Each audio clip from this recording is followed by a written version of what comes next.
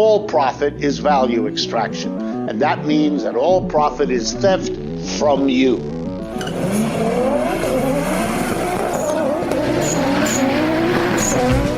Corporate America is on welfare, and we've got to get them off welfare.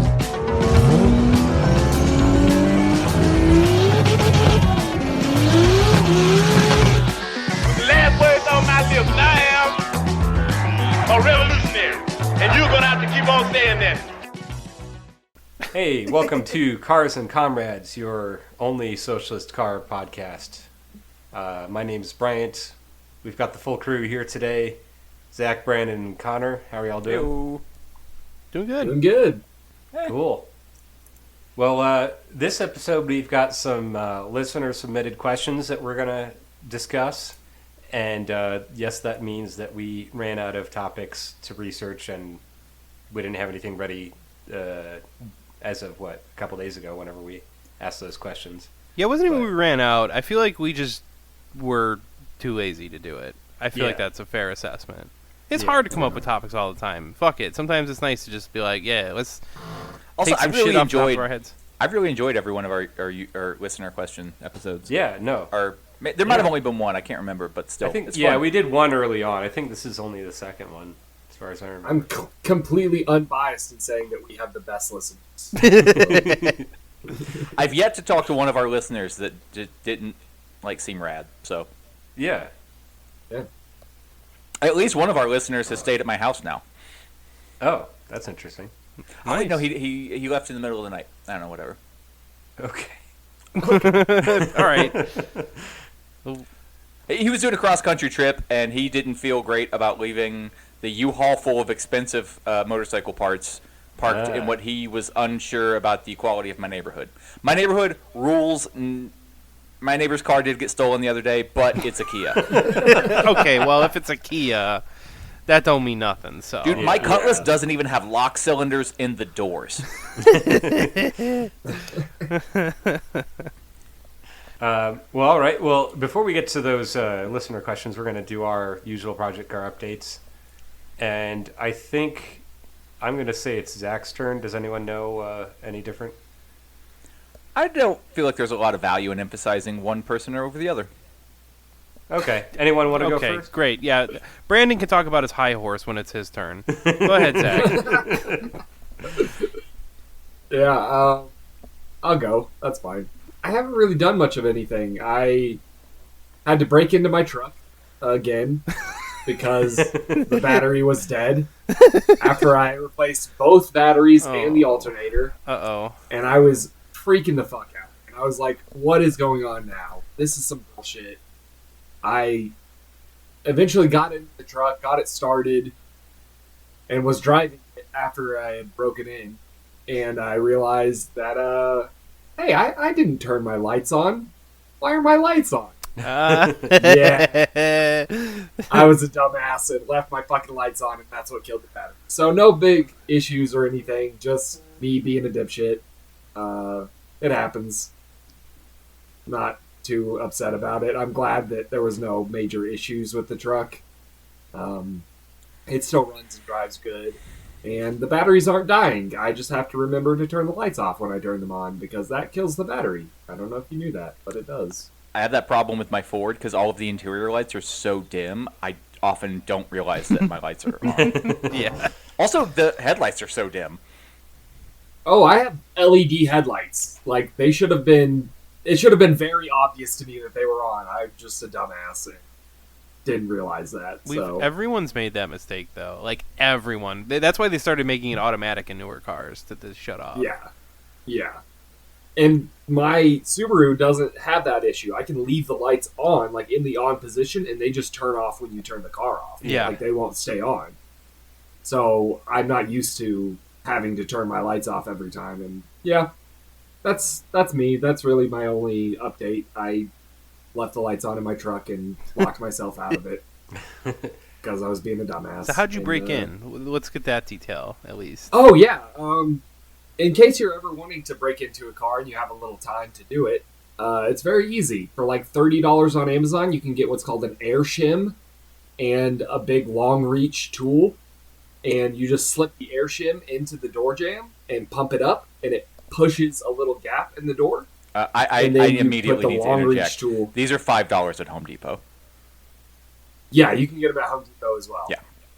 Fuck, But I didn't like, They even might know not about be these. $5, but they're. I'm genuinely learning something here. Yeah, this is how I break into my friends' cars. Yeah, I didn't know. yeah, this. they're super easy to use. Yeah, you just slip the air shim into the door, pump it up. It puts a little gap in there. Use this like long reach tool. It has a little hook on the end, and you just grab the door handle and pop it open.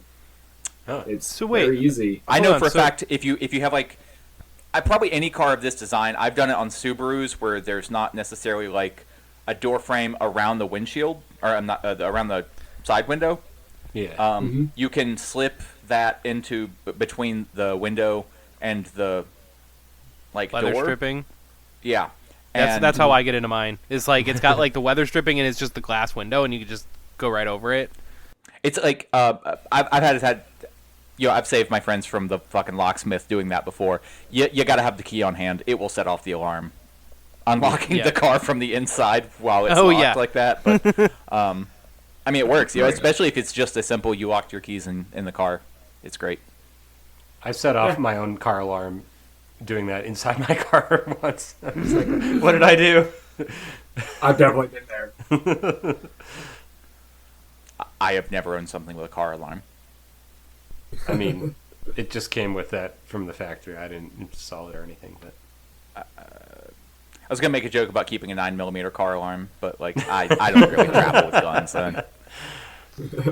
Not trying to be some fake tough guy here. I very rarely keep guns in the car. Not never, but rarely. Not never.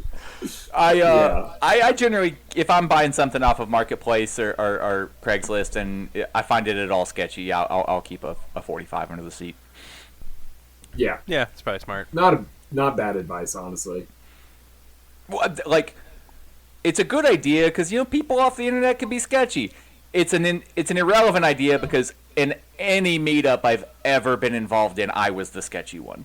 I was going to say. Who we now also understand is in fact armed as well. On top of that, I am living proof that you should show up armed. You never know who you're going to meet off the internet. It could be Brandon. No, because that would mean I was selling something, and I don't do that. great. Only acquire, no sell. That's why I basically have a private warehouse of car parts now. All right, well, that's all I have to say about my update. But I do have to sell some car parts right now, so I'm going to be gone for the next 10 or 15 minutes of recording because This is not a bit. He warned us beforehand. All right, good. I do have to go sell car parts. Good so luck with the sale. Thanks, guys. I'll be sure to bring my 45 with me. Yeah, keep it poking out of your waistband. That's how you negotiate. Definitely. That'll keep the buyer very comfortable and not at all freaked out. All right, guys. If you want to be I'll be extra, right back. wear an ankle monitor.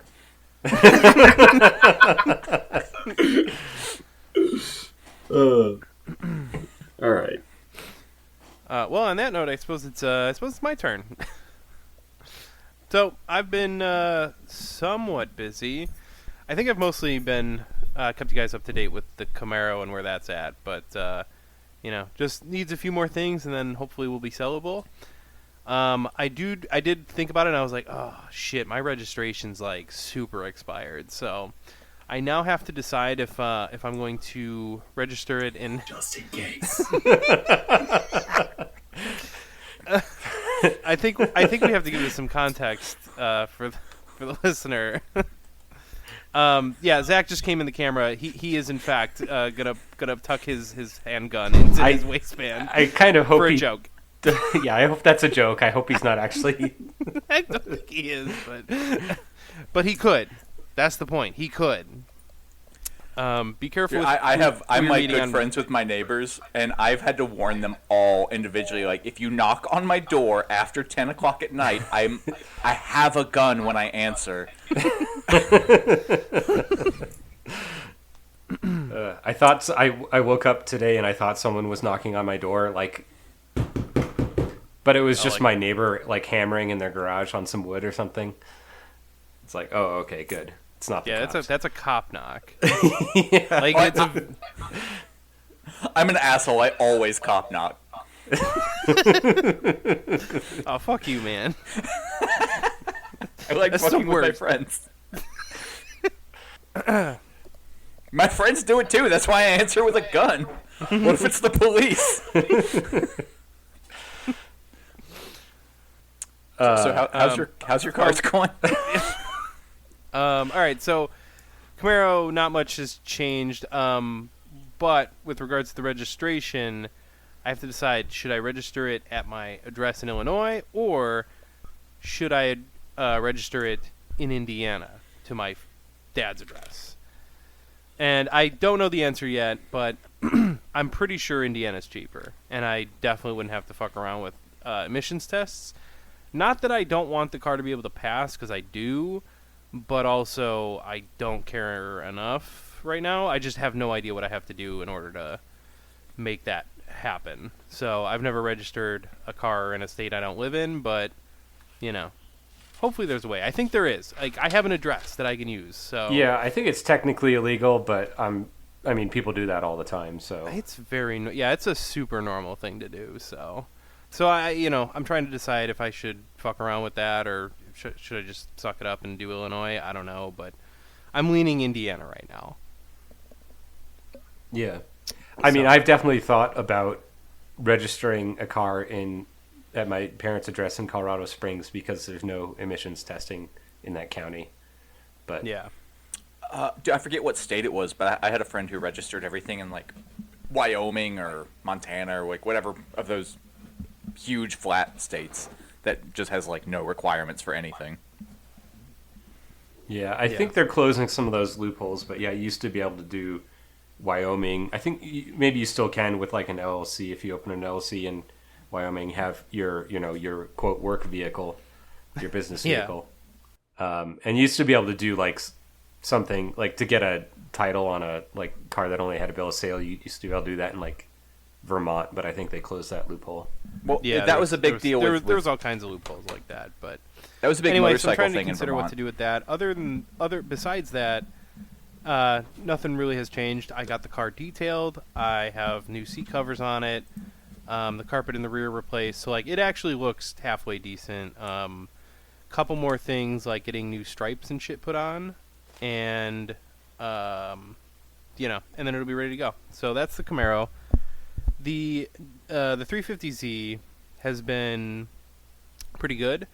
I did my oil and diff fluid change since we last recorded, I'm pretty sure. And then I had a a failure at... I drove to work, everything was fine. I go to leave work, and my brake pedal's real soft. And as I was like... I started the car, and I was like, boy, my brake pedal feels soft. That's unusual. And I was like, it's probably in my head. Started driving, and I was like, car's not stopping very well. That's not great. So I pull over, I open the hood. All right, I can see the connection that's bad, right? So I have all these brake lines, and because of my hydraulic handbrake, they don't all go to the ABS block anymore. They all kind of just like snake around under the hood and do all this kind of shit. And then I have some extra like T connections, and I could see which one was leaking, and I was like, okay. Luckily, I travel with my tools these days, so I was able to just tighten it right up. But getting home, the brakes were still real shitty. So I got home, whatever. It was late enough in the week that I was able to like work from home the next day, and then over the weekend, I went to bleed the brakes, and I'm like, okay, I can only bleed 3 of the brakes because one of the rears was like the bleeder was seized up, and has been for a long time, but it hasn't been an issue. So I go to bleed them, and then I discover that so the driver's side rear, I couldn't bleed, but that one's usually fine. And so I bled the passenger side rear, passenger side front, and then I went to do the driver's side front, and that one the bleeder was also seized, and that's new. And I was like, shit. So I bled it. I bled the 2 that I could bleed as much as I could, and it just wasn't. It wasn't coming out. So I was like, okay. So all the air I sucked in is pretty much in the line going to the driver's side brake caliper. So I was like, all right, well, I'm going to replace that caliper because I don't want to fuck with trying to do an extraction on it and getting a new bleeder and everything. I was like, I need this car working like ASAP. So Did you put a torch to it?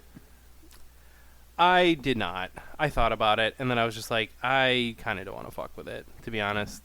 I was just like, you know what?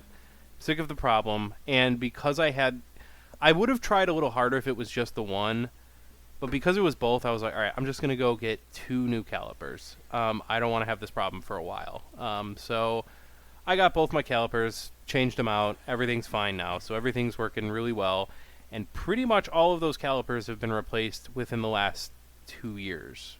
Most of them have been replaced in the last 6 months. So, so yeah, it's whatever. But I now have new calipers, and everything should be better for now. So is it just they were real rusty and crudted up? Is that what the deal is, or?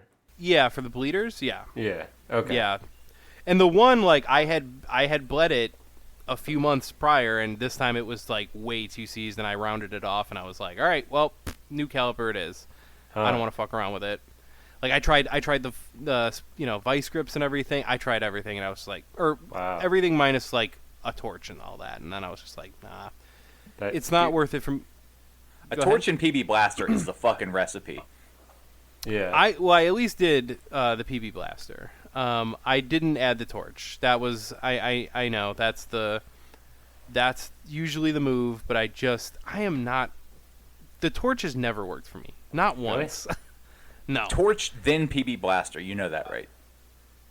I guess I haven't thought about it that much. But, PB blaster, let it soak, hit it with the torch, get it godforsaken hot, and then just hose it down till it's cool again with PB blaster, and it like something about the heat just really seems to pull it in. I've had so few things that not work on, that the ones that it didn't work on, like it did not work on a bleeder valve for me one time, so I brazed a piece of steel to the bleeder valve so that I could just twist it off, and the bleeder valve sheared in half. It was so seized up. That's what it takes for heat and PB blaster to not work. Yeah. Huh. All right. Well, you know what? I usually don't. I don't know that I've used a ton of PB blast after using the heat, so maybe I should try that next time. It really, and honestly, it's the move. The one that like that didn't work on me, I had to replace the whole wheel cylinder because it was fucked. Yeah. Yeah, I was just in a situation where like I knew there was things I could try, and I was like, I'm not that like I have enough shit to do here that I kind of just don't want to fuck with it. So I knew that I was like giving up early. I was just like, all right, I'm sick of having these issues at all. And I mean, the one bleeder like was cracked. Like I couldn't. The rear had to be replaced, or like I'd have to get an extractor. And I'm like, I don't want to fuck with an extractor when I have to get this thing to work. I'm just like, fuck it. So that one was going to have to be replaced anyway. This other one, I was like, fuck it. I'll just get it. It's not that bad.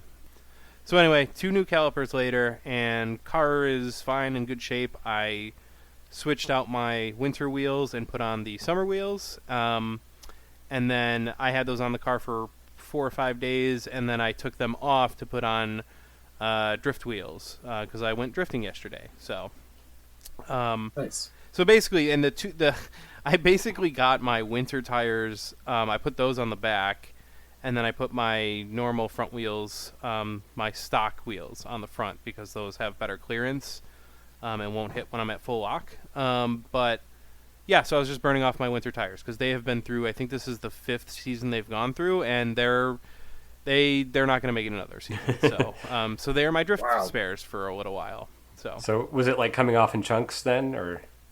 No, they held up pretty well. Okay.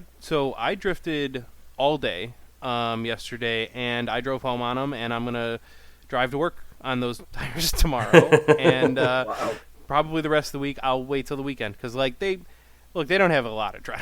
They don't look great, okay, but they don't need a lot, right now. It's like, I'm just driving on the road, but We'll get there, but our weeks have been apparently very parallel.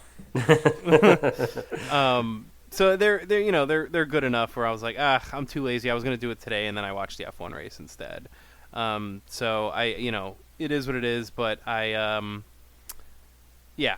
So I mostly burned them through, but these tires will have yet another chance at the track before they're totally done, and then I have 2 more winter wheels that I will swap in at that point. So anyway, I went drifting. It was good. I did all right. Car was, I don't know if it was me or the car, but I was taking some kind of funky lines that were not really what I wanted to go. But I was able to keep it sideways, and I had decent speed. I felt plenty of power and everything, so the car did well enough. Like I said, the steering felt a little funky in ways that I can't quite put my finger on, so the car was taking some funky lines, like I'd go out and then I'd be at full lock, but I couldn't really turn the wheels back the other way so I can pitch forward a little bit, so I'd run really wide, just straight, and I was like, all right, that's weird, but yeah, so sort of weird, but I think I've got some various front suspension issues that will hopefully be solved with an angle kit in the next few weeks. So anyway, I went drifting, and I did some repairs and all that stuff, and that's pretty much all my car updates. Cool. Nice. I have a minor update if we got a second. Yeah. Okay. On the car selling, or the car part selling. Yeah. I told the guy a price online I was selling windows, and I told him 80 for both, and he goes, all right, man, so 80 for each. That's 160. Here you go. Here's 160. And I went, yep. Yep. That's totally fine with me. I'll take twice what I asked for. Sure. I've gotten more than I asked for something before, but that's a good day. Yeah. Yeah. It's not a common day, but it's a good day. Yeah, so I got $160 in my pocket right now. I'm feeling pretty good. I'm real happy.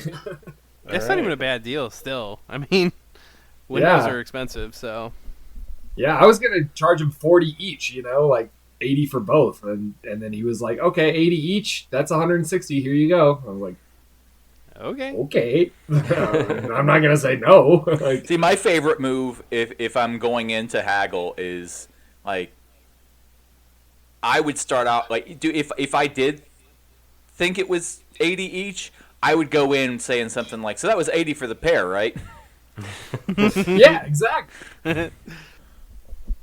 Yeah, I was expecting $80 and I just paid 160. So, hey man, I'm always like, I don't have the post in front of me, but you said you wanted, and then just name half of what they were actually asking. Yeah, it's easy for me. When it's a joke, they're either like no, and they accept that I was joking and they restate the price firmly, or they're like, well, I could do a little bit better, but it was still, and I'm like, either way, man, fuck it. Yeah. Yeah. I always try to haggle down. Oh yeah, dude, I love it. I'm just saying, technique-wise, that's one of my favorite lead-ins. I never want to pay fucking asking price, but I'm always the asshole who's like, oh, you said $30 for both, right? Yeah, that's the move. Just offer them half once you're there. If you're gonna lowball to the point where you're an asshole, but you make it funny, you're gonna make a little bit more headway. In my experience. Or maybe they're just like, this guy looks like a psychopath and he's probably got a gun. But just give him what he asks for.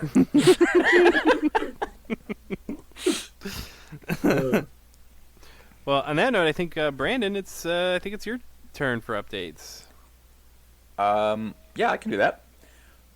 So I'm also realized that the registration is expired on my van, and I'm actually debating on trying to change how it's registered, because I don't know how this works, but all my vans are I guess van is not a registration type. So my vans are all registered as either station wagons or trucks. Okay. And when I registered the Ford, they registered it as a truck, and it was like 3 times as much. And I'm like, why the fuck is this a truck and all my other vans are station wagons? And they're like, oh, well, they said whatever, like van is not like a registration type, so it's station wagon if it's got seats in the back, and truck if it doesn't. And I'm like, there is a seat in the back. I put it there. So yeah, I'm like actually thinking about like, I'm not gonna put too much effort into it because it'll save me $50 a year, but like, I'll put a little bit of effort into it. It'll save me $50 a year. Yeah, I think it's like 30 $50. or 40 to register it normally, and like 90 if it's a truck. So I'm gonna see what I can do. I don't know, but like, yeah, if literally the difference is it has a seat or it doesn't, I have a bench seat that I put in the back of it. I pull it out to haul stuff, but like I do keep a bench seat in the back. Yeah. There you go. Yeah, definitely. Save some money. Why not? Especially like when the difference is literally non-existent. But I'll probably just drive it illegally for a while because I'm not working and I don't want to spend the money. That's fair. And like it took me like all of Friday to get my unemployment stuff sorted out, so I'm probably not even going to be able to start collecting until the week after next. Oh, I completely forgot. I've been driving my truck illegally because I haven't had the title for it until like literally this past week. So it has been unregistered and without a title Hell yeah. for the entire time I've had it up until last Wednesday. It's Sunday now. So I finally have a title, and I went to go get it emissions tested. And the emissions place was like, oh yeah, we don't do diesels. You have to go to a diesel specific place. So I went to a diesel specific place, and they're like, no, we close at like 5. It's too late. We can't get it in today. And I was like, well, when can I get it in? And they're like, well, we open at 8. I was like, I work at 8. Like, Yeah. What am I supposed to do? Take off work? So I'm going to take off work. I hate that where they're like, we work the same hours that what hour? They're almost like they'll ask you like, wait, what hours do you work? Yeah, we're Yeah. open those hours, and you're like, oh yeah, those. uncanny. Like if Ryan Those goes to him hours. and says, "Oh, I'm free at that time," they're like, "Oh, no, we're a second shift only over here." But sorry, I don't know what to tell you. Yeah. We're only open on Tuesdays from 10 a.m. to 2 p.m. Yeah, exactly. Is it inappropriate to make a joke like I've definitely taken off of work to get it in before? No, that's a great joke. Okay, because that is true. I lost a job that way once. That's all I'm going to tell about that story. Also, all of my my Ford van and the Cutlass have been what I've been driving lately. My Chevy's running, but I've been doing body work on it. I shredded one tire on each vehicle in the last 2 days. All right, no. nice. The Cutlass, I've had a slow leak, and I stopped to put air in it yesterday. And while looking, I was like, why is a flap of rubber hanging off the sidewall? And upon closer inspection, it's because the tire is so extremely dry rotted that, like, honest to God, I have no idea how I do the quantity of burnouts that I fucking do. And this has ever held air. My buddy was just like, well, look on the sidewall and see what year it was made.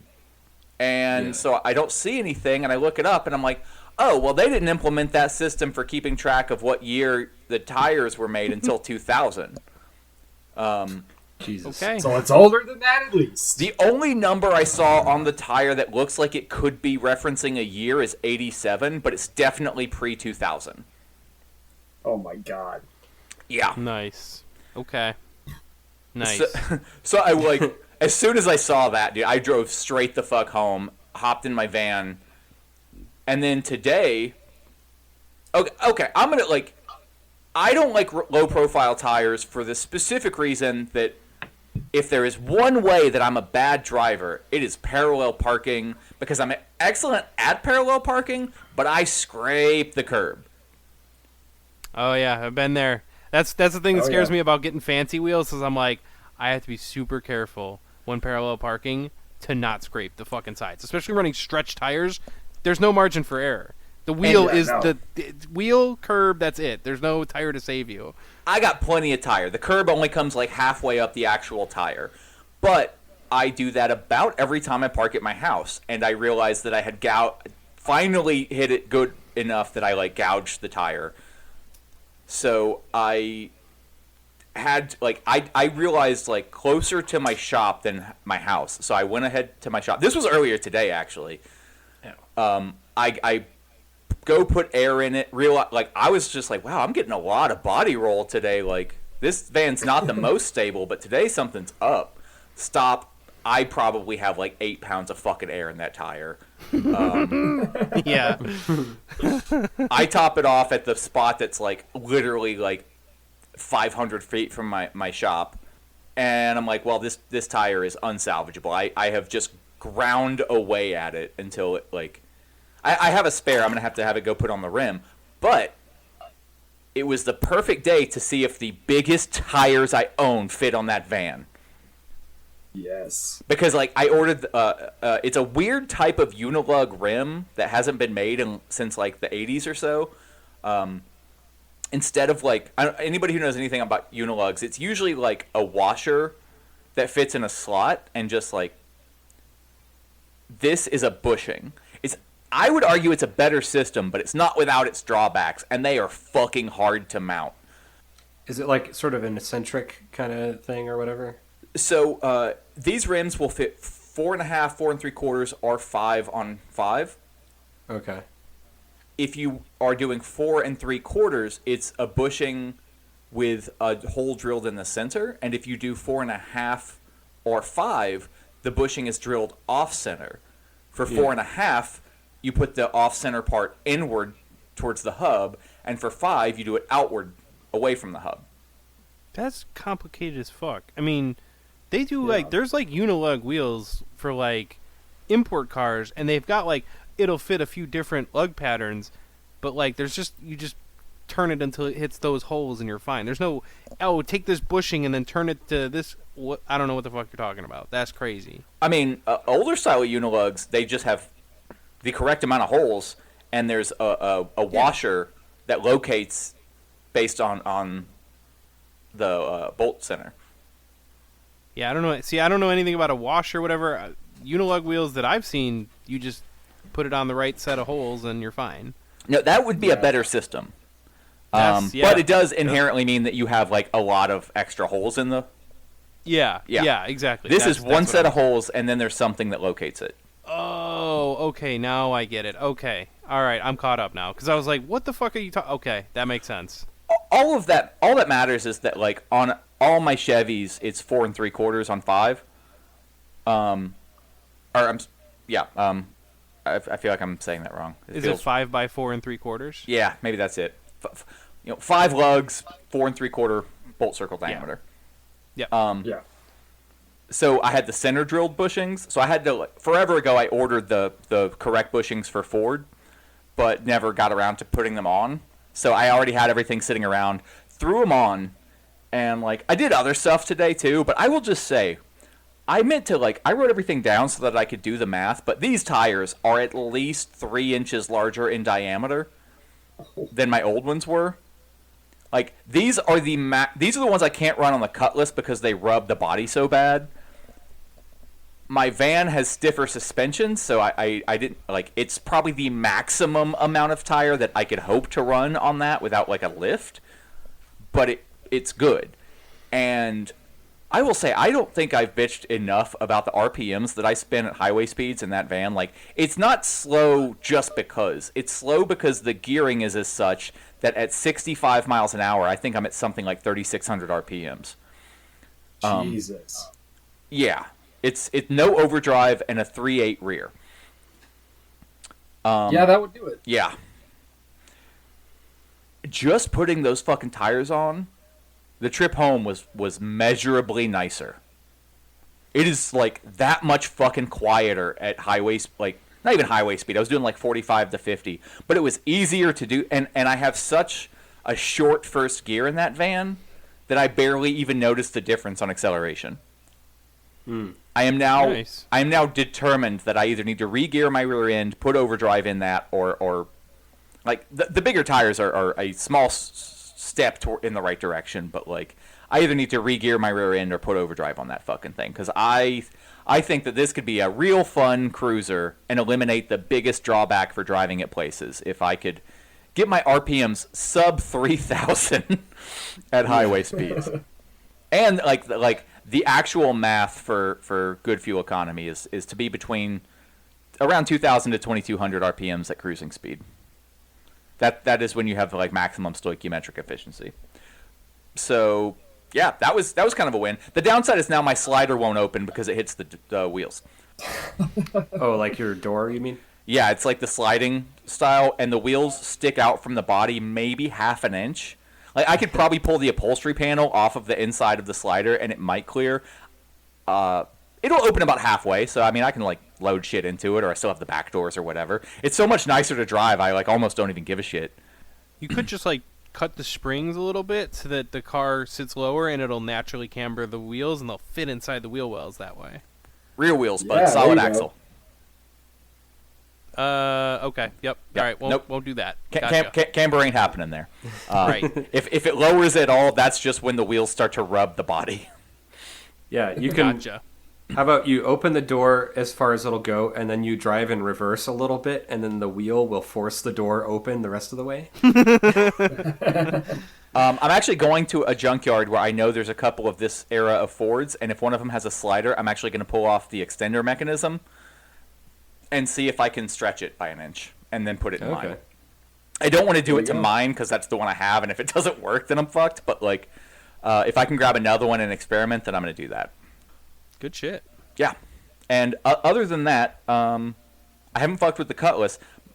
I have fucked my backup extraordinarily good doing body work on my 75 Chevy. So I have cut out the entire rocker along the body and underneath the driver's side door and part of the step at the driver's side door. I've got part of one inner rocker replaced. I almost have the inner rocker underneath the door finished, and then I have patch panels for the rest of it.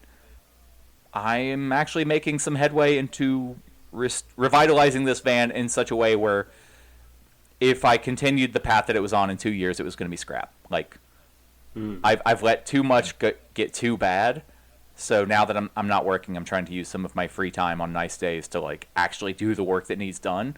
And I kind of forgot that I enjoy this shit. Like, not forgot, but like body work, it needs so much that it became daunting. But now that I'm like in the process of it, I'm just like, actually, like, it is a lot, but it's cool. It's fun. I like working with sheet metal. So Nice. So it's still a lot of work that needs done to it, but I'm making steady progress. And I would say that probably the driver's side of the van would be done had I not fucked my back up so bad that it was literally 6 days that I couldn't work on it.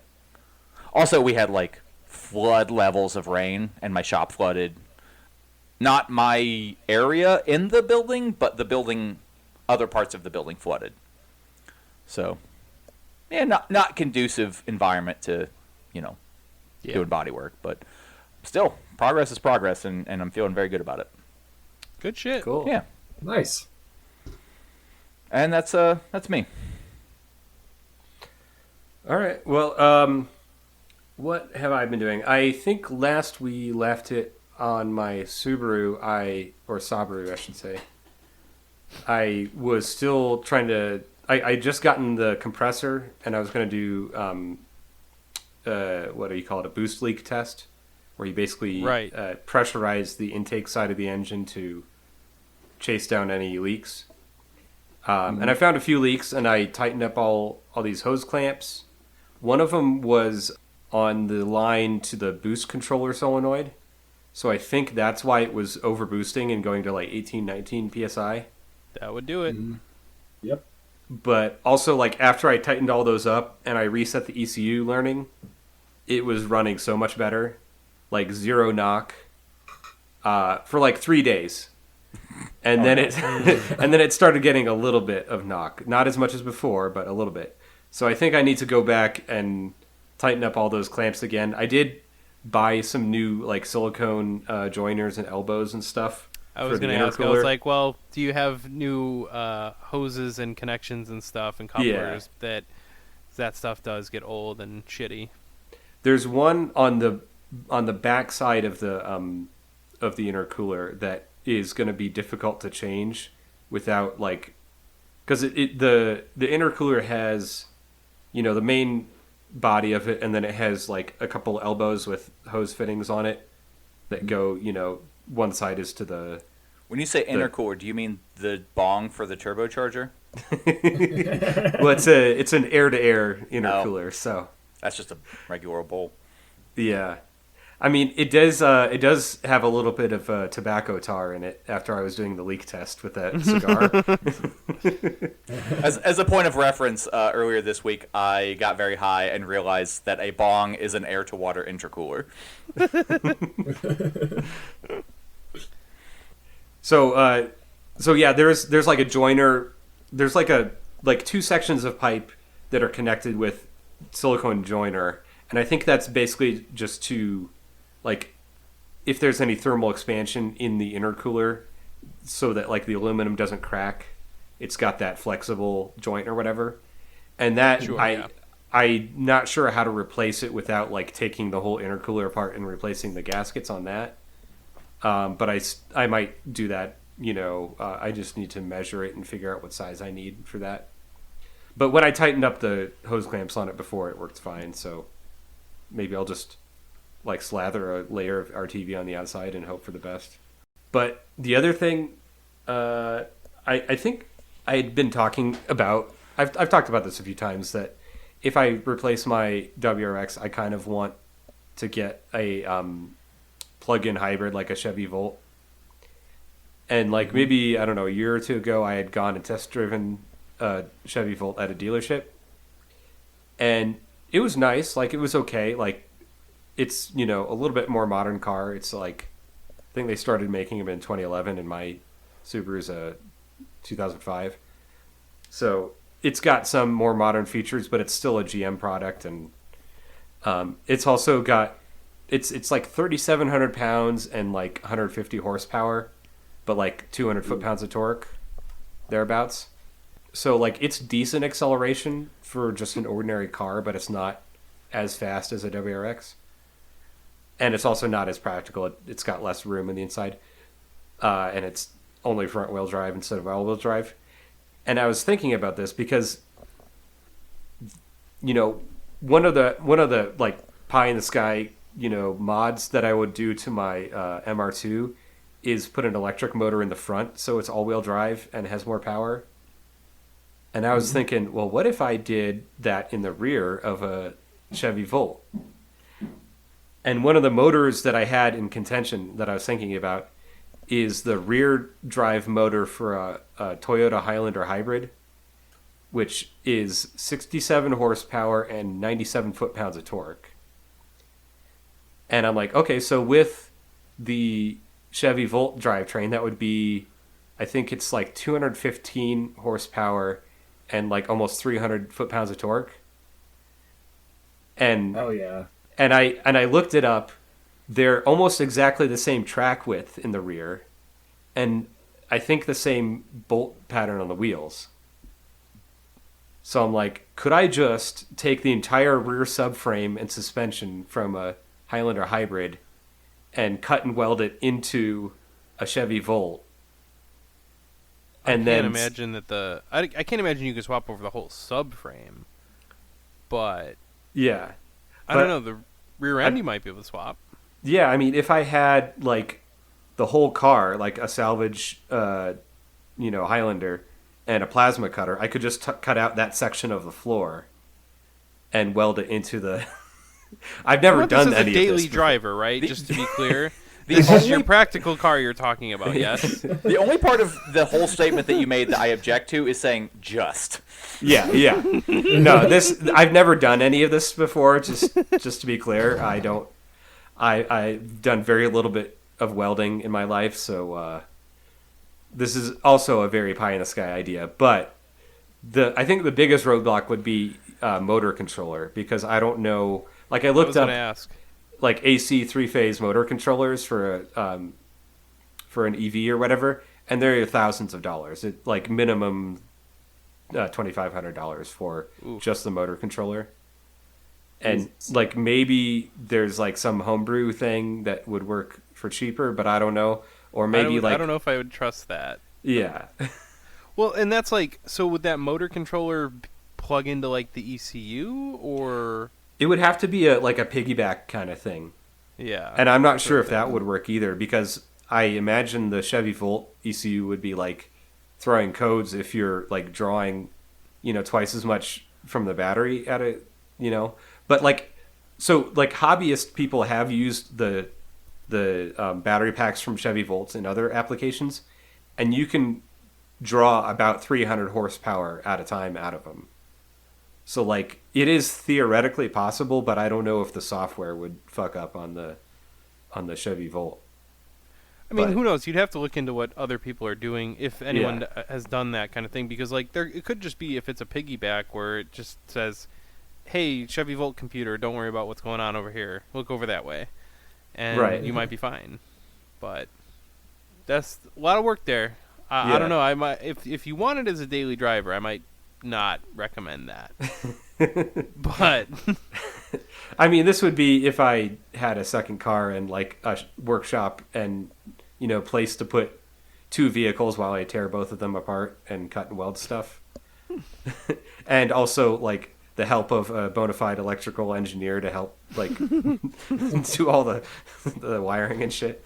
So this is probably never going to happen, but it's a cool idea, so I thought I'd share it. And if anyone is listening and wants to get in on my crazy ideas, let me know. Wants to finance your ideas. Yeah. Or like someone that knows shit about electronics that could do that. I mean, this is up there with my dumb idea of buying a container full of Chinese bicycles and selling them on Craigslist. Yeah, who sells shit on Craigslist anymore? Or Facebook or whatever. But yeah, that's all I got. Anything else, or should we take a break? Or actually, I'm going to get another drink here real quick. Yeah, that's fine. Yeah, I could use a break. Yeah, I'll take a pee real quick.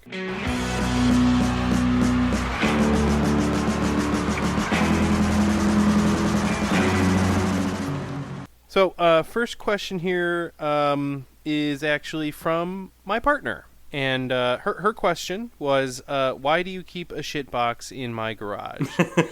and the answer to that is because I like it and it's fun, and also I hope to one day have a bigger garage for more shit boxes. So that is the goal. That's why. I can't help it. I have a problem. Anyway, so the first real question I have is, have you ever driven a right-hand drive manual? Although I suppose if anyone's driven any right-hand drive car, we should probably answer that. And that is coming from Instagram account Closeted History, and she goes by Destiny is her name, who runs the account. So, what do you guys think? Who's driven a right-hand drive car before? I personally think that the answer to this is going to be surprising to everyone, because I think right-hand drive inherently means import. And who is the least import-oriented person on this fucking show? That'd be you, buddy. I have driven a right-hand drive manual before. I read this fucking question and I'm like, who the fuck has ever done this? And then I remembered the one time I got to. I have a buddy who has an illegal K-truck. It's like, there's no paperwork, no registration, nothing. And we just took it out for a quick spin. It doesn't even have a bed on it. It's just a frame with a cab. And nice. Yeah, it's right-hand drive and it's 5 on the tree. It was, very cool. I thought that it was going to be like super counterintuitive to drive because right hand, but like I don't even remember it standing out that much. It was just kind of like it was weirder getting used to like a 5-speed column shift than it was like the right hand drive portion of it. Yeah. What year is this from? Do you know? No clue. I'm not even sure if he does. Huh. It was a farm truck that somebody had. But like 80s, 90s, or I know so little about those trucks that I can't even generally speculate. I thought all of the K trucks were identical for 100 years. I mean, it's interesting that someone would like import a farm truck. It's not the only one I've seen. yeah. I mean, those K trucks are like increasingly being popular because now that a lot of them are legal for import. Now, this might be a whole nother episode, but there's a lot of states that have said, we know that it's federally legal to import these trucks, but you're not allowed to register these in Maine or Texas or whatever. Yeah. And recently they got the law changed in Texas where now it is legal to import them and register them. But like there were several states that were like revoking registrations of cars that people had already registered, which is like That's horse shit. The one that I drove is supposedly unregisterable because it has one of the diesel engines that was never allowed into America. I don't know that how. makes it harder. I don't know if it's true that it can't be registered, but I do know that the dude will never put the effort into doing it. yeah. That's the other thing is Yeah. you do want to go to the DMV for 4 hours or whatever.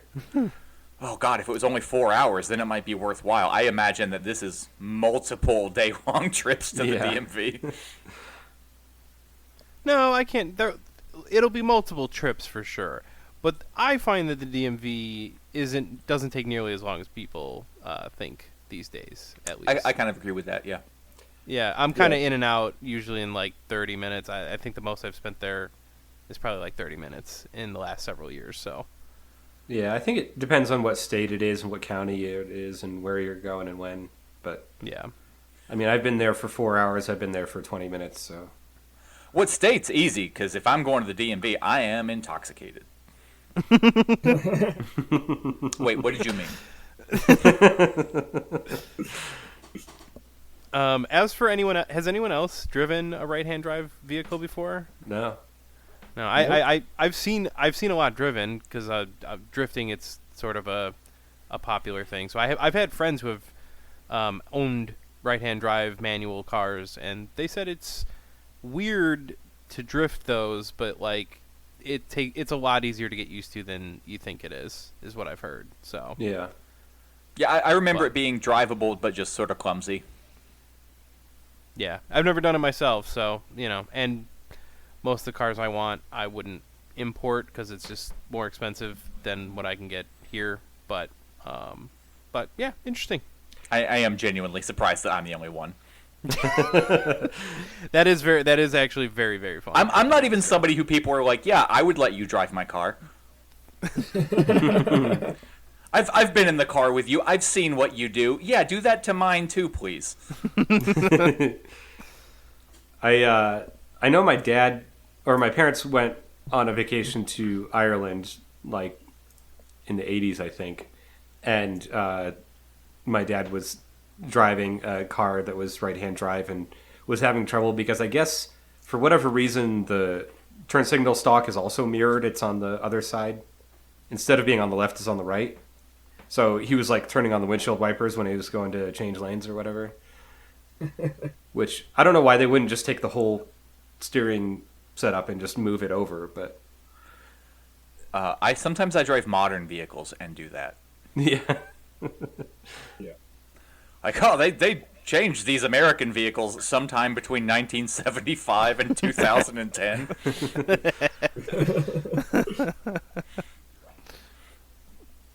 Well, that's all I got. Brian, do you want to do one from Hexbear? Yeah, we actually got a lot from Hexbear, so we might have to sort through these. I don't know if we'll get to all of them. But user Glans, Glans, asks, basically, I want to learn to drive and get a license, but I don't have an available vehicle to learn on. Insurance seems expensive. Cars are expensive. I can never decide on a car. Parking seems expensive. Driving seems dangerous. Yeah, all of those are true. Yeah. Yep. Yes is the answer. It sounds like they've made a compelling argument against cars. Yeah. Yeah. I guess my advice is if you want to learn and get a license, like check out a driving school. Like I did that when I was a teenager because it saved me money on insurance, and I got my license quicker if I went through a driving school. But there was also adults there that like had gotten DUIs or whatever, and were had to court ordered to go to traffic school or whatever. That's fucking hilarious. I'm sorry, I didn't know that. That's hysterical, actually. Wow, that is that's on par with like the Seinfeld Sentenced to be a Butler kind of thing. It's like you have to take the driving class with a bunch of teenagers, actually. Yeah, but also like you're going to show up and the teenagers are going to know you're the coolest one in there because you've been drinking and driving. Exactly. But as far as like all the expense and hassle of owning a car, that's definitely true. Like I know there's like car share services in like major cities where you can rent a car for a few hours at a time if you like sign up for this membership or whatever, and that is good if you only need a car occasionally. And then I was also going to suggest getting a scooter of some kind or a moped if you just need something to get around town. I mean, that's not very practical or safe, but it is, a lot cheaper than an actual car. Yeah, I feel like it depends on where you live. Like Yeah. if you live, if you live within a city, it is possible to not have a car. I'll be honest with you, as much as I'm against car-based infrastructure, and I think we need, walkable cities and good public transportation, and I live in a major city metro area, right? I'm in the suburbs. But, like, in the suburbs, there ain't shit. So, like, if you want to work anywhere, you have to have a car. I mean, granted, there's a few exceptions if you work very, very locally, but especially with how jobs are pretty specialized now in a lot of cases. Outside of like the retail and stuff, you're probably going to have to travel pretty far for work, unfortunately. Or sometimes you get a really sick manufacturing job that you can actually ride your bike to, and then the boss fucking lies to you about shit, and you get fucking laid off 6 months later. Yeah, I mean, that's the thing is like, so even if you find the job, or you think like, oh, I live in this place, like there'll always be jobs for me, and it's like, well, yeah, until you're fired, like, and then the next job maybe isn't. So as much as I want to tell people like, hey, if like it's cool if you can live without a car and you are confident in that, power to you. I do think that that's the better choice, honestly. But if there is any question about that, unfortunately, I think you kind of need to at least know how to drive and have the ability to acquire a car in order to maintain your life under capitalism, unfortunately. Yeah. So I think that sucks. And let me tell you, it is expensive in every way. It sucks. It breaks all the time. It's a pain in the ass. What I would recommend if you're a new driver and you really just want something for transportation, get a Toyota. Yeah. Get a Toyota, maybe a Honda. But yeah, pretty much that. Yep, built to last. Connor, you got another one there? Yeah. Bear with me 1 second here. Okay. Just while you're looking that up, on the idea of getting a car, if you are mechanically inclined, there are some options out there that need a little work that you can get for cheap. I found a Chevy Equinox local to me for $850 that needs shocks and struts and won't pass emission. Code error points to the charcoal box and solenoid. That's a pretty easy fix if you're mechanically inclined. Shocks and struts are not hard. A charcoal box and solenoid is whatever. It does have 214,000 miles on it, but if you yeah, need burying the lead there. Yeah, if you need a car, you can find stuff that's like a little fucked up, but would probably last you at least a few more miles, maybe 50 to 60,000. Yeah, which is, I mean, when you think about it, it's 2 or 3 years potentially. Yeah. That's pretty good. You can find cheap cars still. I mean, they're not, $100 beaters anymore, but for under $1,000 and then maybe a few $100s in parts, you can get yourself a car. It's still technically possible. I swear I never find anything even close to driving for under $1,000 anymore. Yeah, it's you gotta like know someone that's trying to get rid of a car, Yeah. Or if you know someone who steals cars, I mean, that's an option too. Yeah, actually, there's a free Kia hack out there. Yeah. There's a free any car hack out there. Get an and a long and just slip that into the pump it up, We're not. like we This is were not talking legal about advice. No, it is not. We're talking about in Minecraft, right? Yes. Yeah, that's what it is. In GTA. in landmine craft. Next question here I got is from Panty_Antics. That's their name on Instagram. And she asked us, if I don't want to spend much on a catalytic converter cage, what is a solid redneck alternative? So I presume the issue is catalytic converters being stolen pretty regularly. What is the solution besides a expensive cage? See, they asked for the Hardwired. redneck solution, and that's already counterintuitive because rednecks don't have catalytic converters. Yeah. Ford did not have catalytic converters in the 70s, so Did they not? probably not. I don't fucking know. I mean, they were definitely removed by the time I got a hold of any. Oh, well, yeah, there you go. My 74, I don't think would have ever had a cat in it.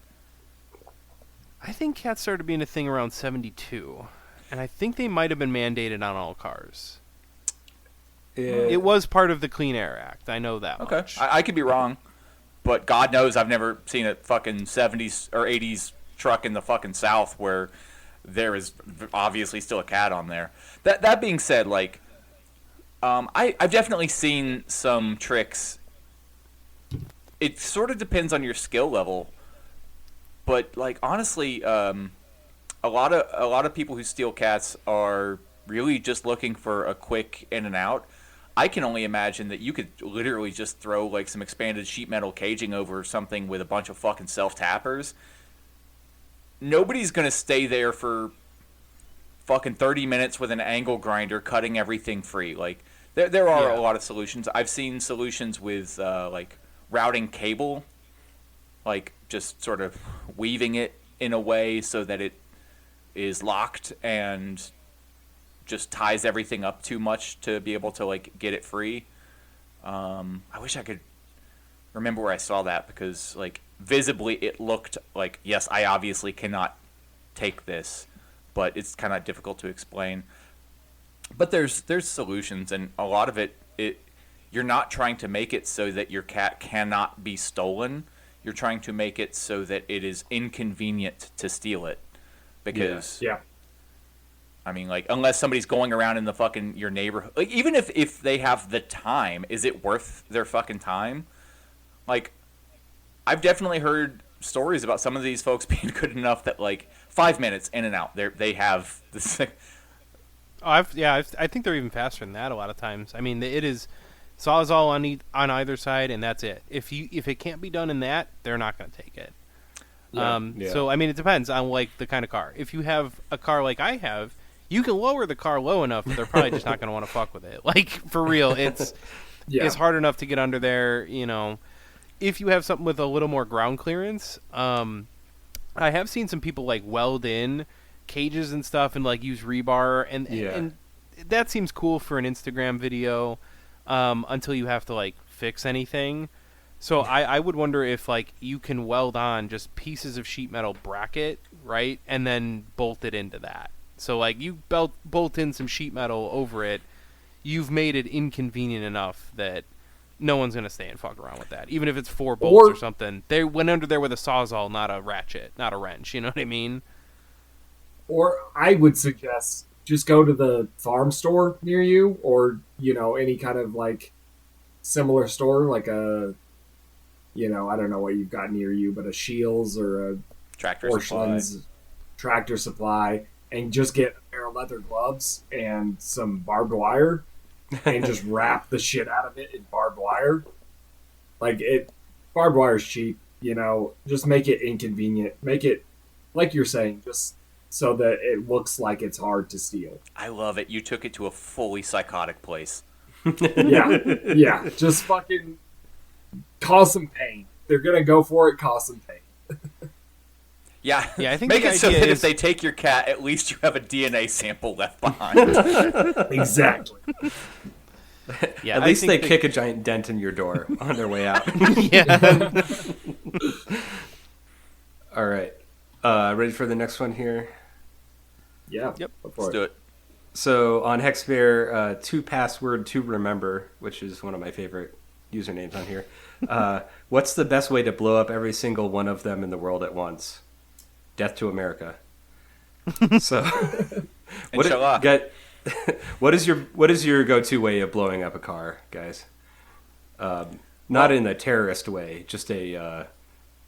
Well, No. maybe that too, but we're not condoning acts of terrorism here. Let's just say, legally speaking. First of all, park it in front of a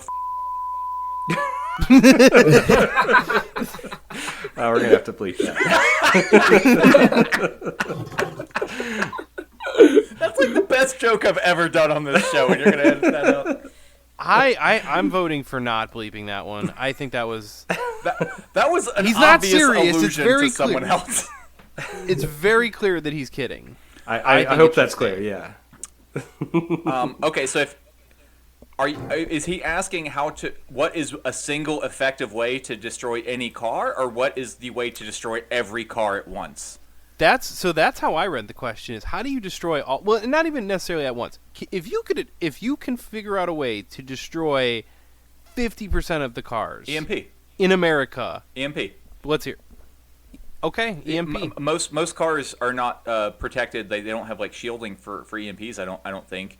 And Yeah. every car made in at least 30 years is so reliant on a computer that there are I think an EMP would knock out some more advanced distributors from the 70s, so you couldn't even throw spark to it. But a good EMP blast will absolutely wreck every car. I mean, so what is the what is I mean, the that- range to on be that? I fair, have it no would idea. knock out everything else too. Yeah. Cell phones, internet, all communications, And isn't that basically our entire infrastructure. isn't that like when you but set hey, off so- a nuke in space? Also, that could cause all kinds of problems.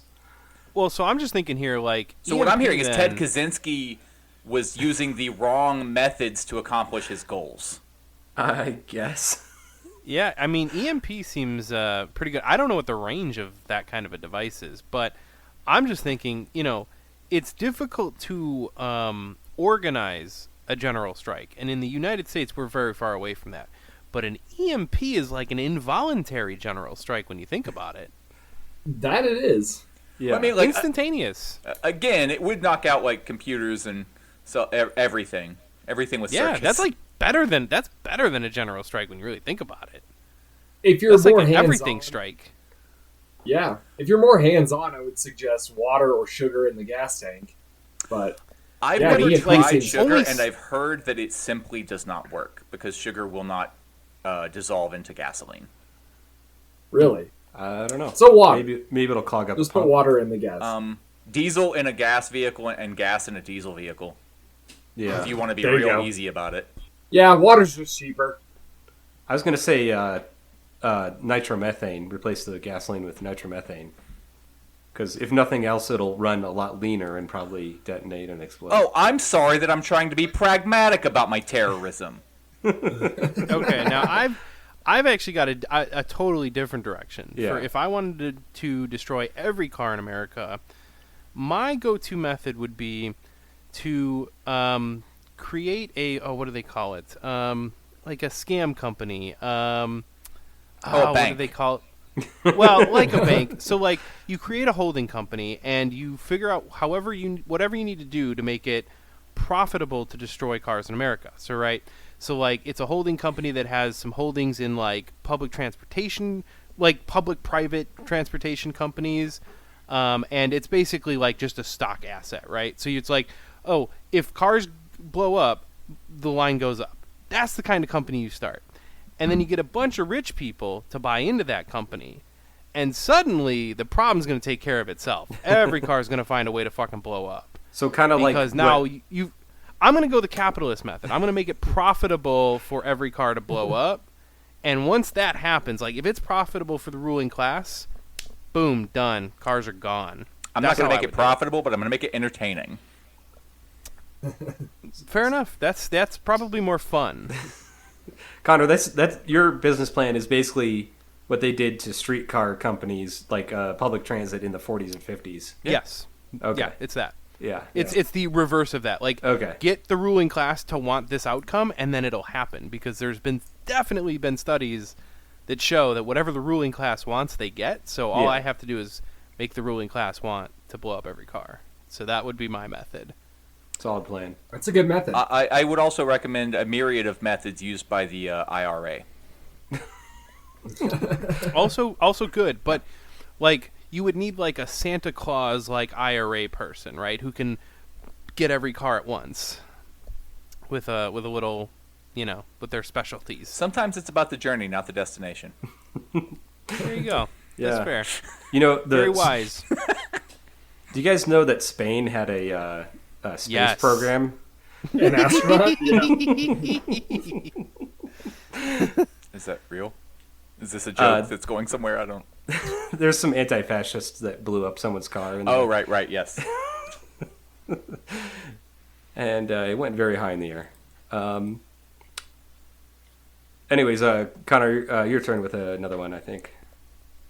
Okay, so this one, bear with me. I asked everybody to tell me how they actually want to be referred to on the show because I keep forgetting. All right, next question I got here is from Amy, and she says, tell us more about your life in Pittsburgh. Nobody knows about this weird little city. Oh, it sucks. So, okay, there you go. There you have it. No, I came to Pittsburgh because it was super fucking cheap, and it still is relative to a lot of American cities, but it's not like what it once was. I have friends who bought houses that needed massive rehabs, but for under 10 grand. Nutty.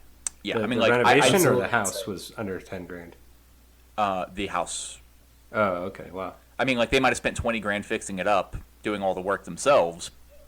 But Yeah. I mean, That's crazy though. That's nuts. yeah, I mean, it could go a myriad of ways, but there's even neighborhoods in there's one effectively quote unquote punk neighborhood in Pittsburgh because it was run down and there was a lot of abandoned houses and folks just bought all the houses up, and now there are actually individuals who are trying very actively to gentrify that neighborhood.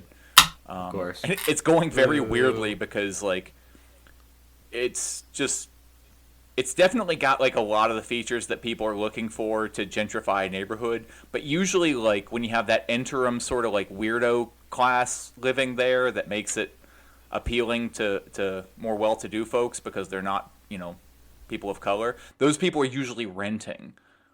So when you have when that class of people all own their homes and you can't easily drive them out, it's a little bit tougher.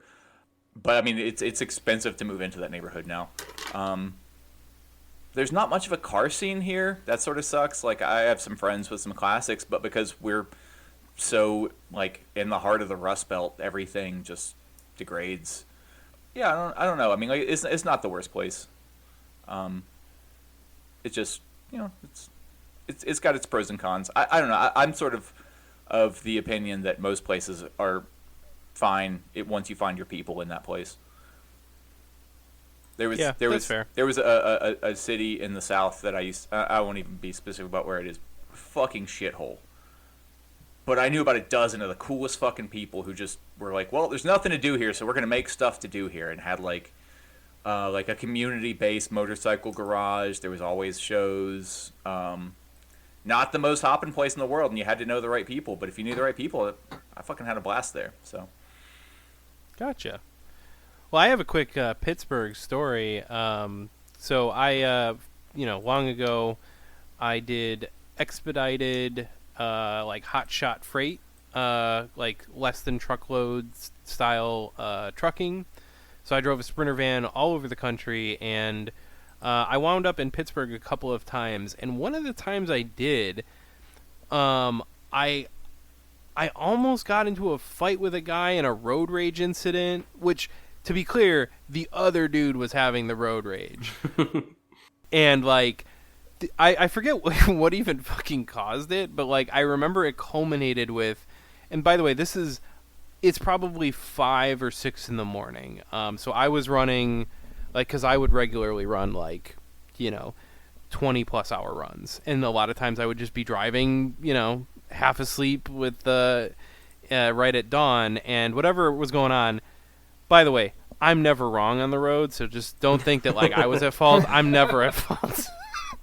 I was 100% right. Whatever it was that I don't remember, I was 100% right. Anyway, this guy, like, I don't know, he's driving all fucking goofy, gets in front of me, and we get onto this like on-ramp to like some kind of expressway or something, and he fucking stops his goddamn truck on the on-ramp, right in the middle too. Like, just straight up stops, gets out of the truck, and like starts walking over to me, and I'm like looking in the truck. I'm like, all right, I'm gonna grab something heavy. I'm gonna hit this motherfucker in the head. And like he whatever it was, he finally just like went back to his car and drove away. Like he walked halfway to my car and turned around. I'm like, come on, motherfucker, let's go. But I don't know what he was just extra mad, and I was like, all right, I probably shouldn't engage in this road rage incident, but like fuck this guy too. So anyway, I didn't get into a fight with this guy, but he did leave, and it was very weird. I was like, man, Pittsburgh, weird. I don't blame all of Pittsburgh for this one fucking guy, but I will say, I live in Chicago, and I've never had that shit happen, so. I have not frequently, but a couple of times had incidents where I was obviously causing someone road rage, and I am fucking blessed because the most common response is they get up next to me, see the driver, and move along.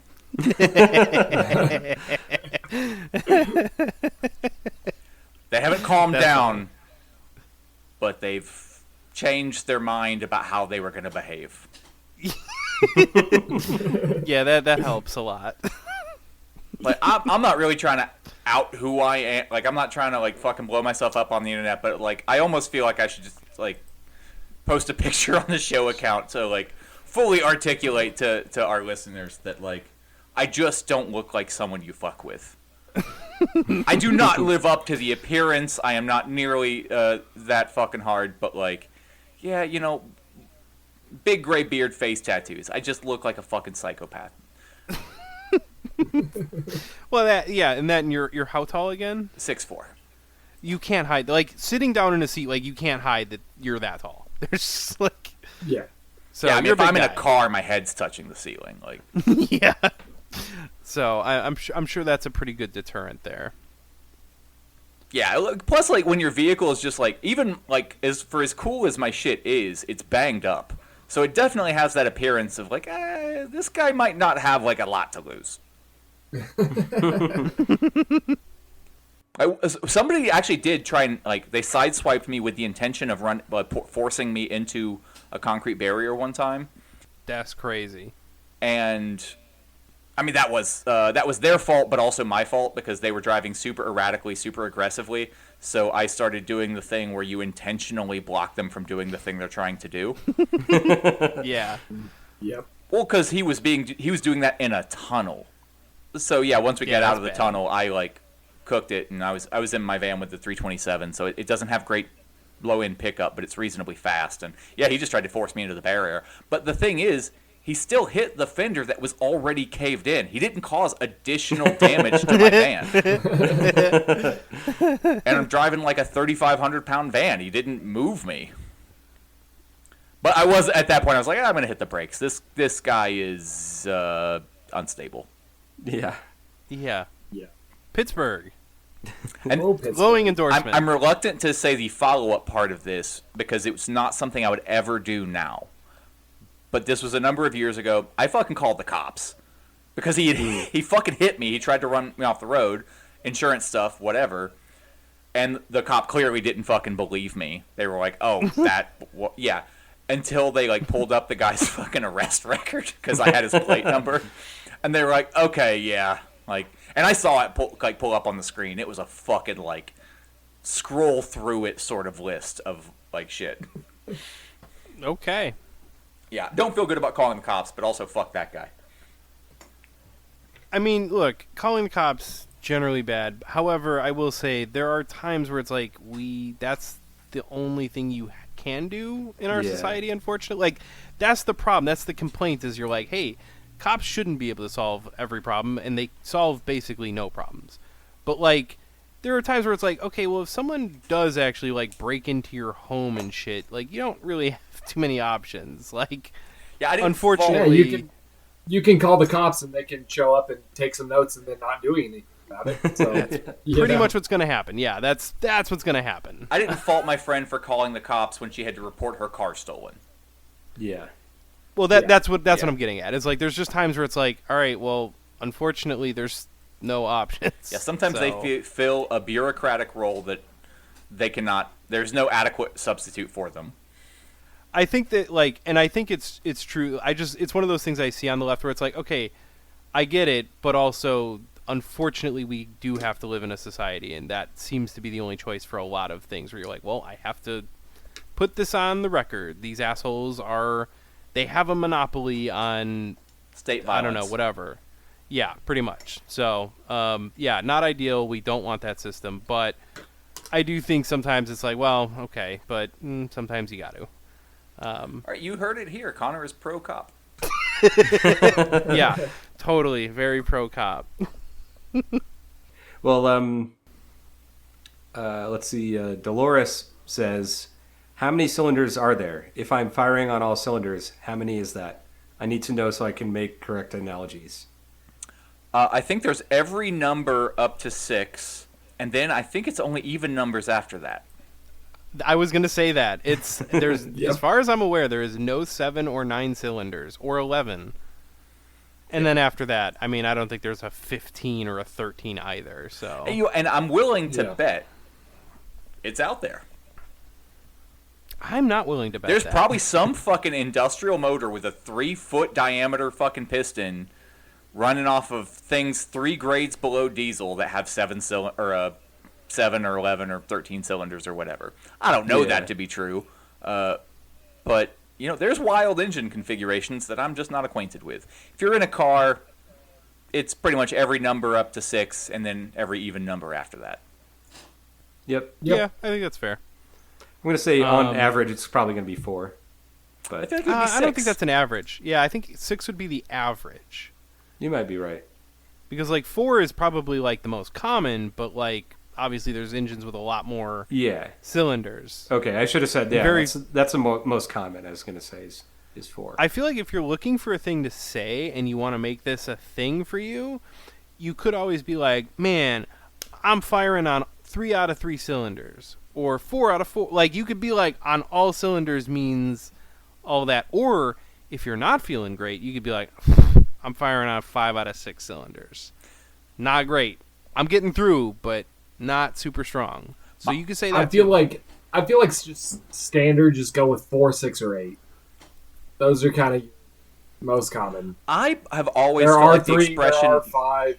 I always felt like the expression meant 8 cylinders.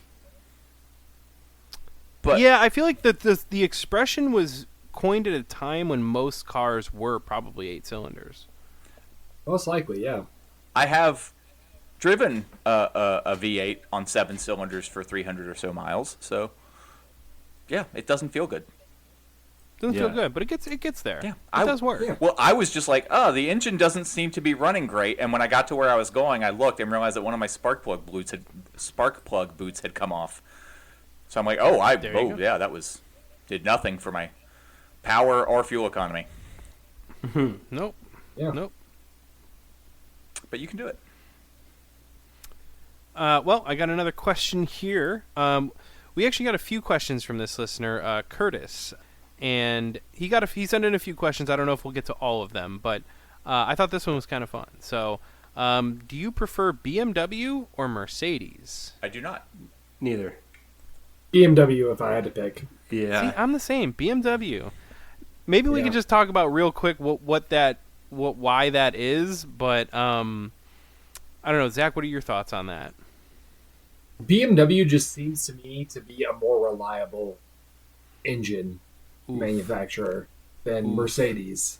Yikes! Not that they're reliable in general, but between them and Mercedes, I think I think you as might be far right.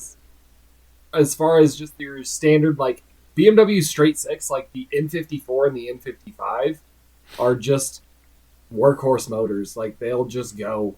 But I don't know of one from Mercedes, and maybe that's just my ignorance on Mercedes. Maybe Mercedes has some good motors out there that I'm just not aware of. But an N54 and an N55 is like a good solid straight six that you can put power to, and it'll handle it. And I just don't know of anything that Mercedes has ever built that is like that. And not the reliability, but the ease of work. Yeah. I think Yeah. that BMW has an easier platform to work on than Mercedes. So that's where I'm coming from.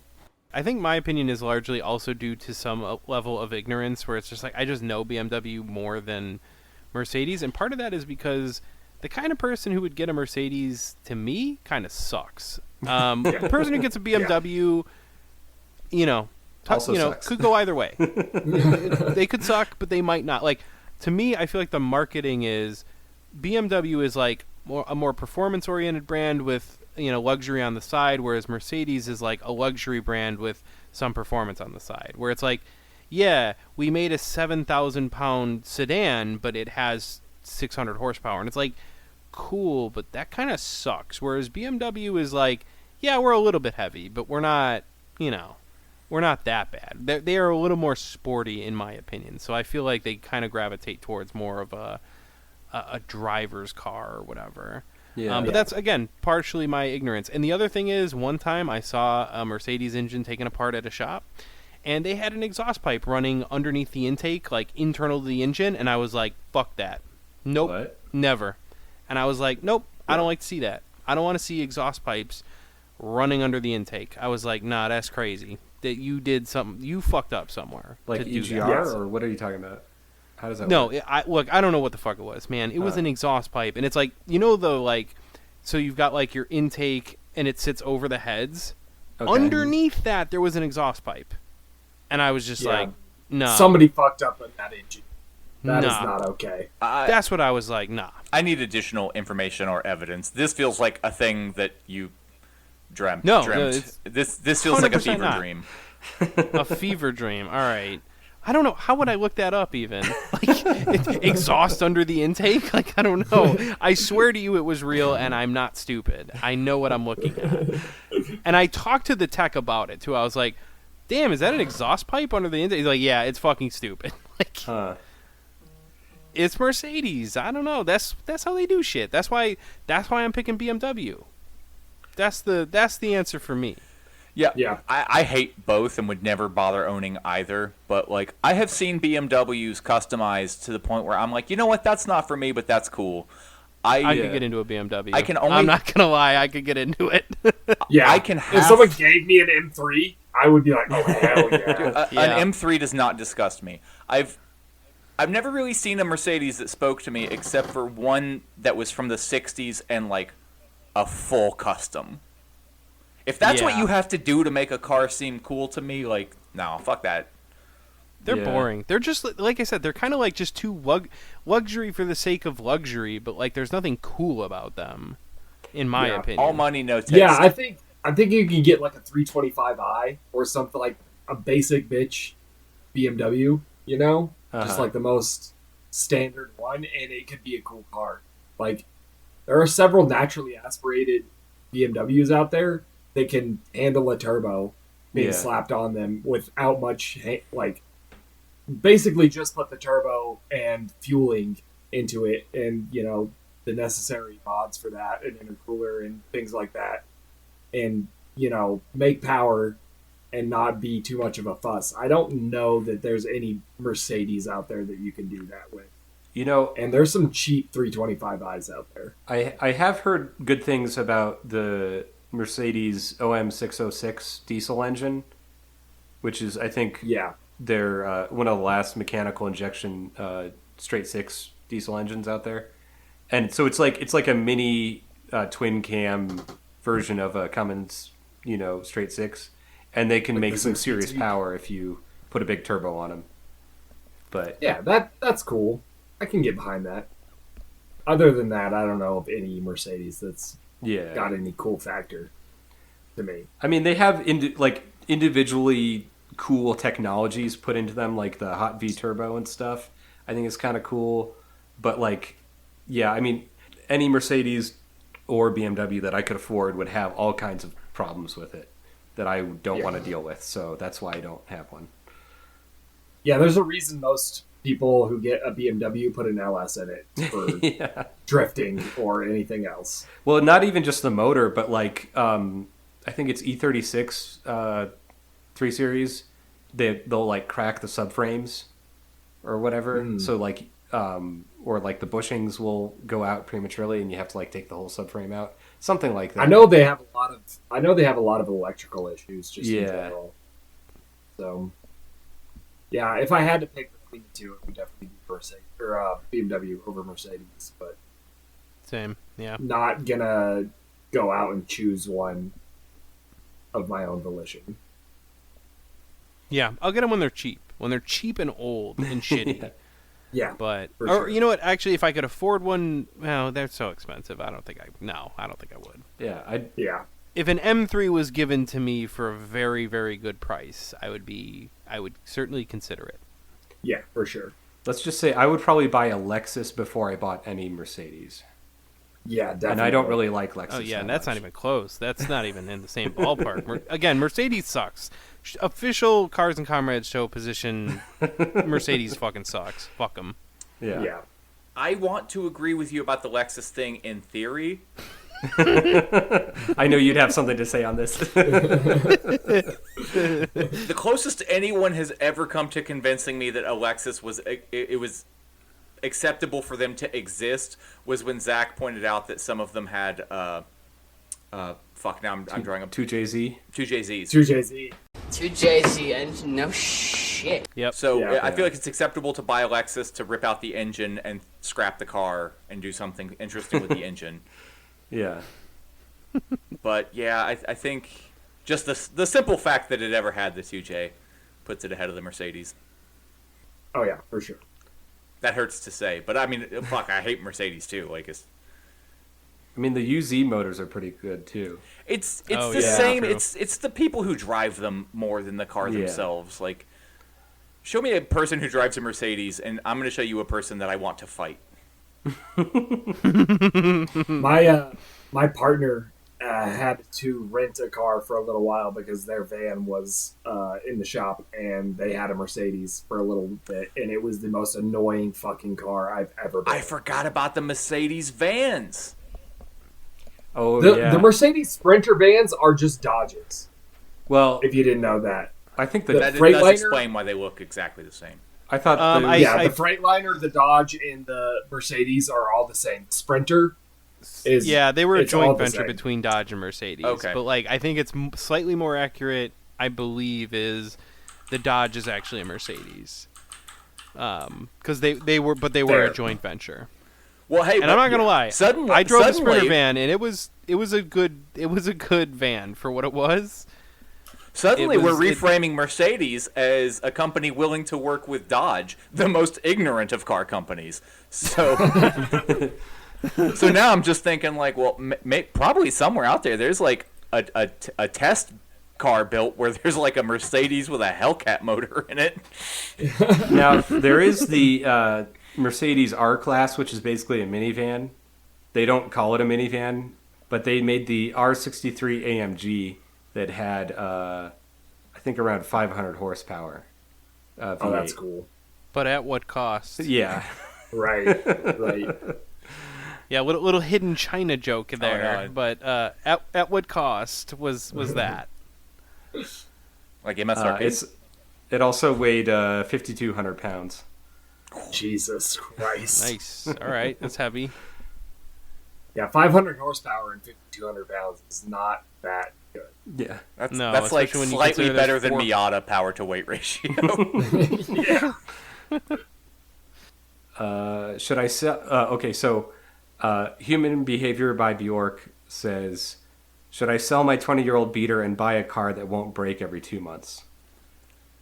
I'm going to say that's a personal decision, but, go back to our couple episodes on used cars, and, we go into that in more depth, but my basic answer is going to be, if you think a newer car is going to be less expensive than the repairs that you're doing on your current car, that's sort of the financial decision. But like, as far as like emotionally, like hassle wise, that's a personal decision. I don't know. Yeah, you're asking a group of people who every single one of us owns multiple cars just to work around the fact that one of them is not going to be running at any given time. Yeah. Yeah. And most of our cars are older than 20 years old. Yeah, so I feel like Yeah, that that's is still kind of the 2000s. answer there. Yeah, so I think the answer hidden there is like, don't do what we do, Yeah. and if you want to avoid our weekly fucking stories, I think the answer is to get a newer car. Which newer does not mean like brand new necessarily. It can be still affordable, and for that, like, I think you can find a Toyota that's, I don't know, somewhere between 5 and 8 years old for a good, decent price that you won't have to fix all the time. Well, see, I think that's probably the way to go. I would have too many counter questions to be able to genuinely answer this, but do you like working on your car?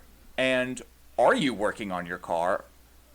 If you're doing the work yourself and you're out $40 or $100 every so often, cost of doing business. If you're paying a mechanic $500 or $600 a pop, fucking buy a new car, dude. That's a car payment. If Yeah. you enjoy the process and you're doing it yourself, then no, like, call in late to work sometimes because you're broke down. Who gives a fuck? Yeah. Yeah. Yeah. But like, yeah, I mean, it's annoying, but like, then you don't get to have that annoying fun if you have a new car that doesn't break down. Like, there's a reason I drop. true. Like, it is established on the show. I enjoy every step of the fucking process. I want to learn to do paint. I do metal work. I do machine work. I will do upholstery. There's nothing I won't touch on a fucking car unless it's got a lot of electrical, because I don't enjoy that. So I buy shit heaps where I have to do every single one of those things, because as tedious and annoying as it is some days, I do enjoy the process. So it's Yeah, I think that's the bulk of the argument here, is that, like, do you enjoy working on your car, or do you have to. is it a hassle and something that you have to do but you don't want to do? And if you're on the fence, you probably enjoy it. You just are mad at the moment. Yeah. Yeah. 90% of the time that I consider buying a new car, it's just after, like, my knuckle is gushing blood, and the only way to clog it up is with all the grease that I'm covered in. Like, otherwise, I'm very happy with the choices that I've made in this respect. Yeah. So, Trab Pukip, TRABPUKCIP, says, why is adding power to a car terribly expensive? I want 200 wheel horsepower in my Miata, but that's $8K away. $5K for the turbo kit, $2,000 installation, $1,000 for clutch and cooling system upgrades. It's so slow. And I'm not sure. I mean, there's different ways of adding power to a Miata, and they all cost some money. I will say, if you want to do some of this yourself, you can do it for cheaper. Like, if you want to cobble together a bunch of stuff rather than get a kit, you can do it for cheaper. So, like, for example, I don't have it anymore. I had to get rid of it when I moved, but I used to have an intercooler that I found in a scrapyard, like a recycling center, just on the pile of aluminum scrap. And I think I paid $8 for it.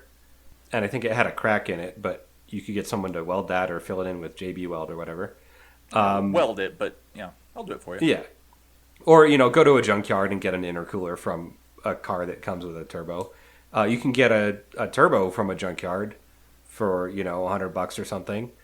You can, I mean, the intercooler piping and all that, like you can buy a manifold off eBay for like $100 to $200 for a Miata to fit a turbo.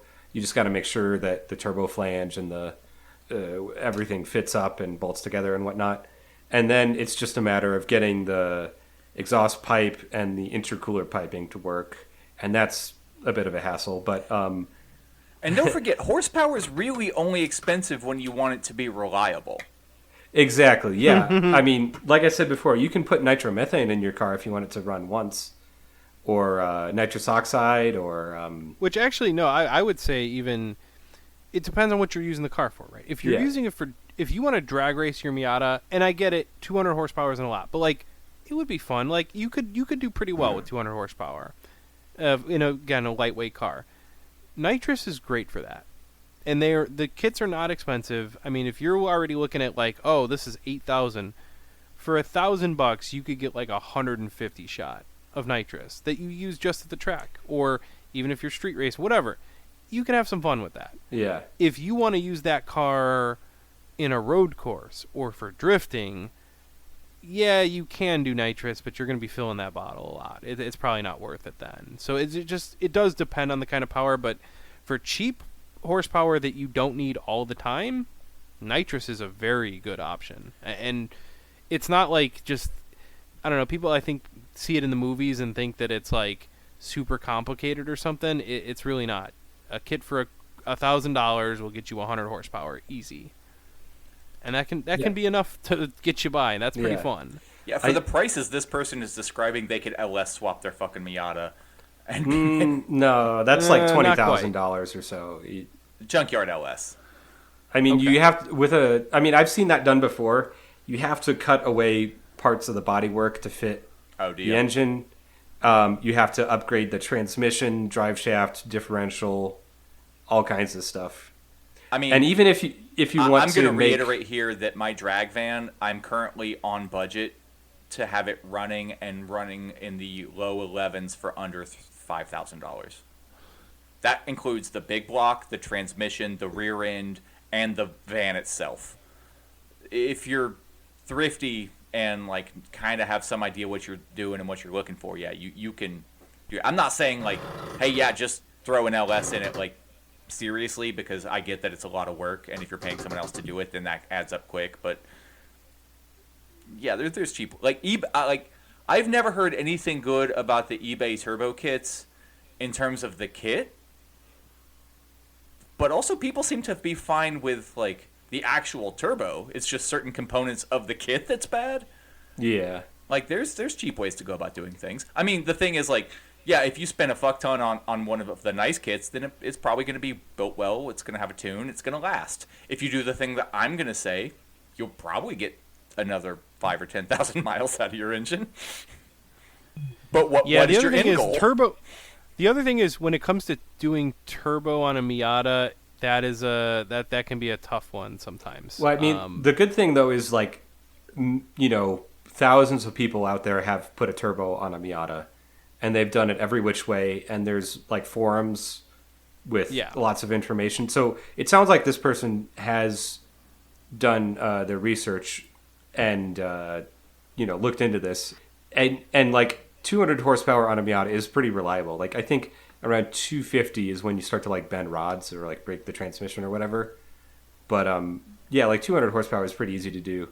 And I will say to this person or to anyone else that's listening, I have a Megasquirt ECU and a Subaru TD04 sitting in my garage gathering dust. So if you want to buy those from me, I will make you a good deal.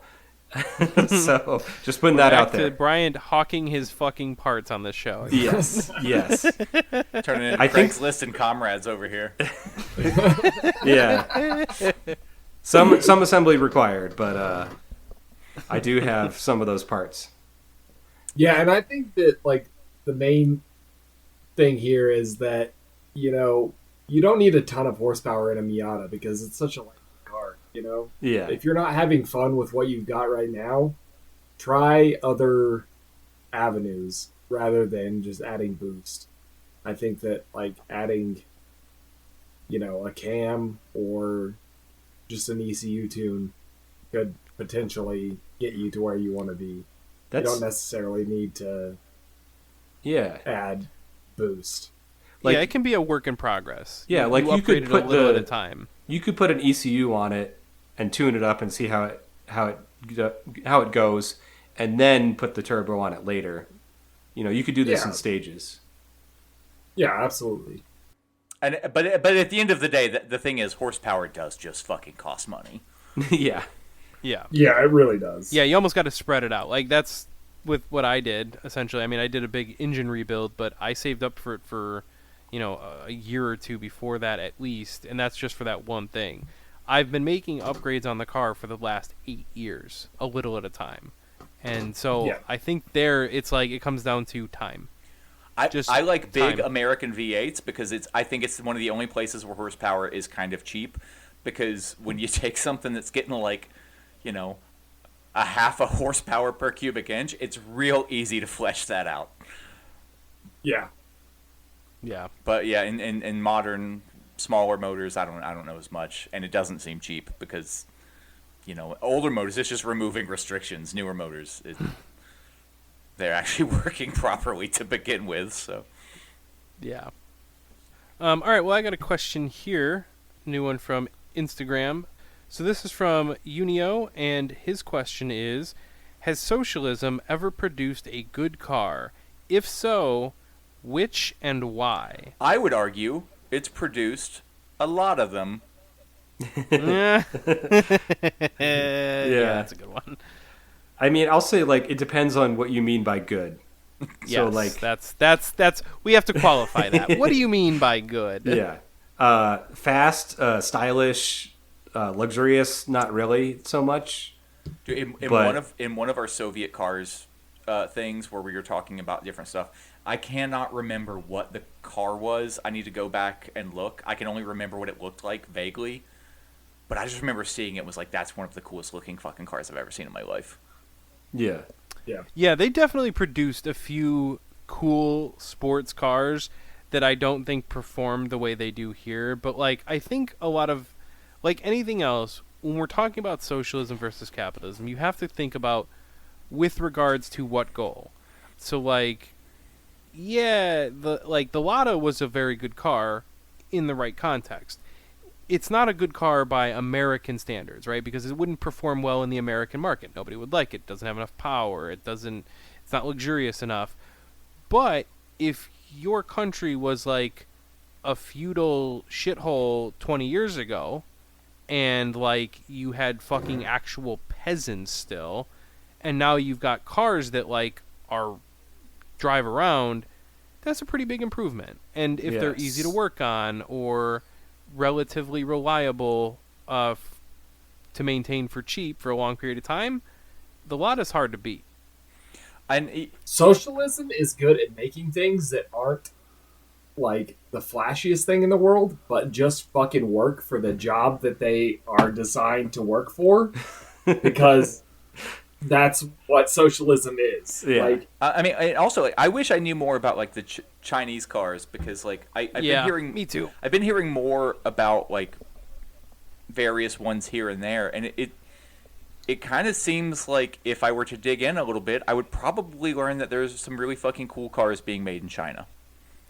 I think there are. No, and we on our last news episode we talked about Elon Musk is fear-mongering about, the possibility that those cars are going to outperform U.S. cars. And I think, it comes down to of course, they're going to produce decent cars there. But, socialism doesn't produce cars the same way capitalism doesn't produce cars, right?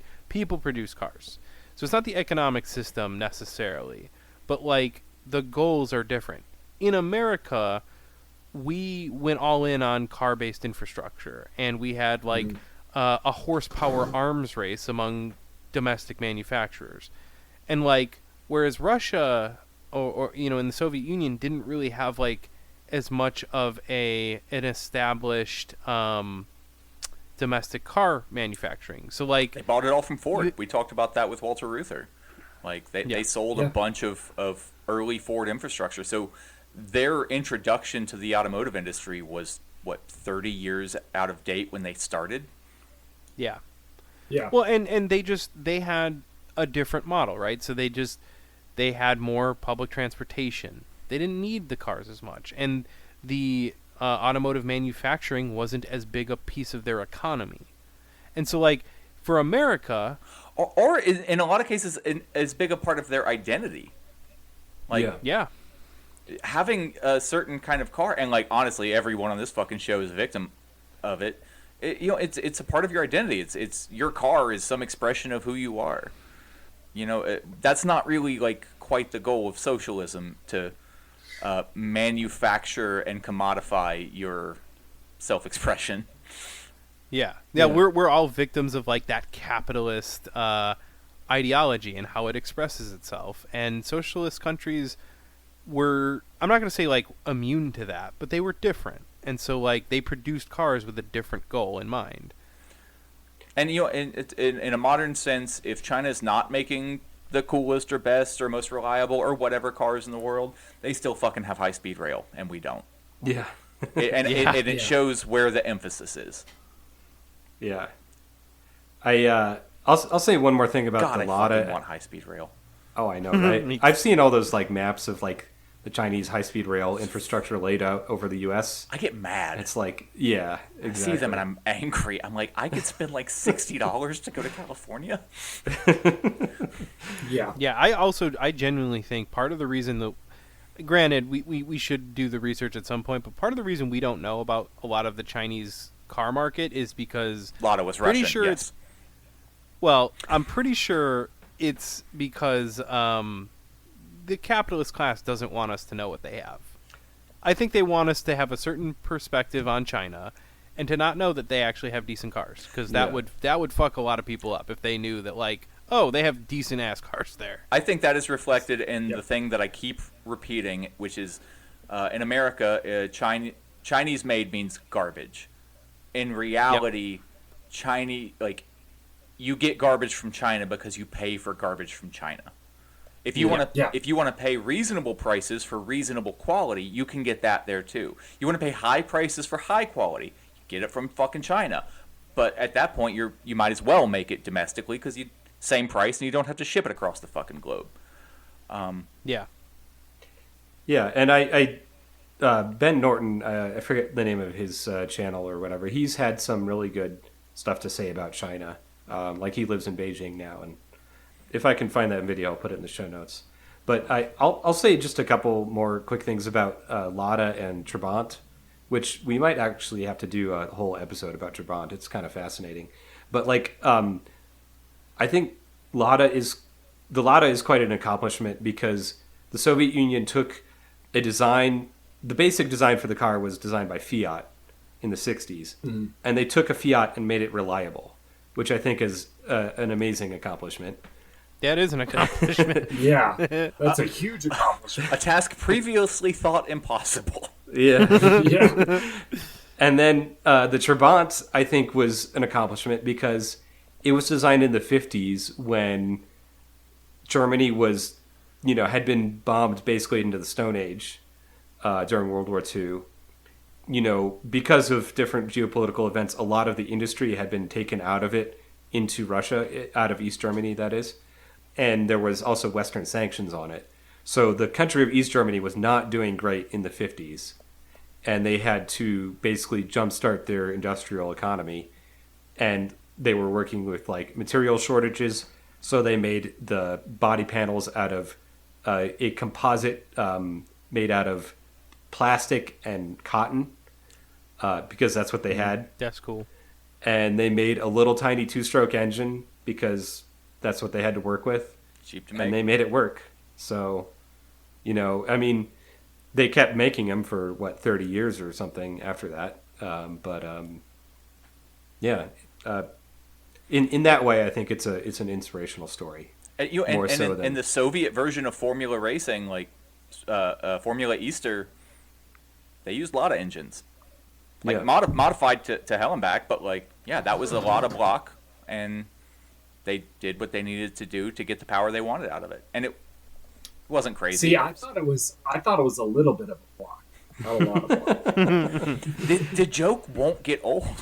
I have not beat this horse so ruthlessly that the joke gets old to me. God damn it. Yeah. Yeah, go back to our previous episode, which I think was called Having a Lot of Fun. Dude, I was shopping around on Marketplace for Lottos the other day and was shocked at how fucking expensive they are if you can find one. Oh, yeah. Yeah. There's that YouTube channel Aging Wheels that I think he sold his, but he had one for a while that said, it's just a car, it's nothing special, it's just an old car, but it's kind of a hassle to deal with, all the getting parts from, I would former LS swap Soviet it. Union. Yeah. There you go. Could I be the first person to make a 2,000 horsepower Lada? Yeah, that would probably be a first, yeah. Hell yeah. Goals. Yeah. So, do we got time for 2 more questions, or where are we at now? I think it'd be one more. Yeah, I think. Yeah, one I think more. we got time for one more. Okay. So, this is a question that I thought was interesting. I had to look it up myself because I didn't know the answer. But this is from Radio Free Val, and she asks, how do EVs with one motor per wheel regulate speed on each wheel? Do they try to mimic a differential or just let the wheels slip? And I looked into this a little bit. The best source of information I could find was the YouTube channel Engineering Explained, when they were talking about the Rivian electric truck.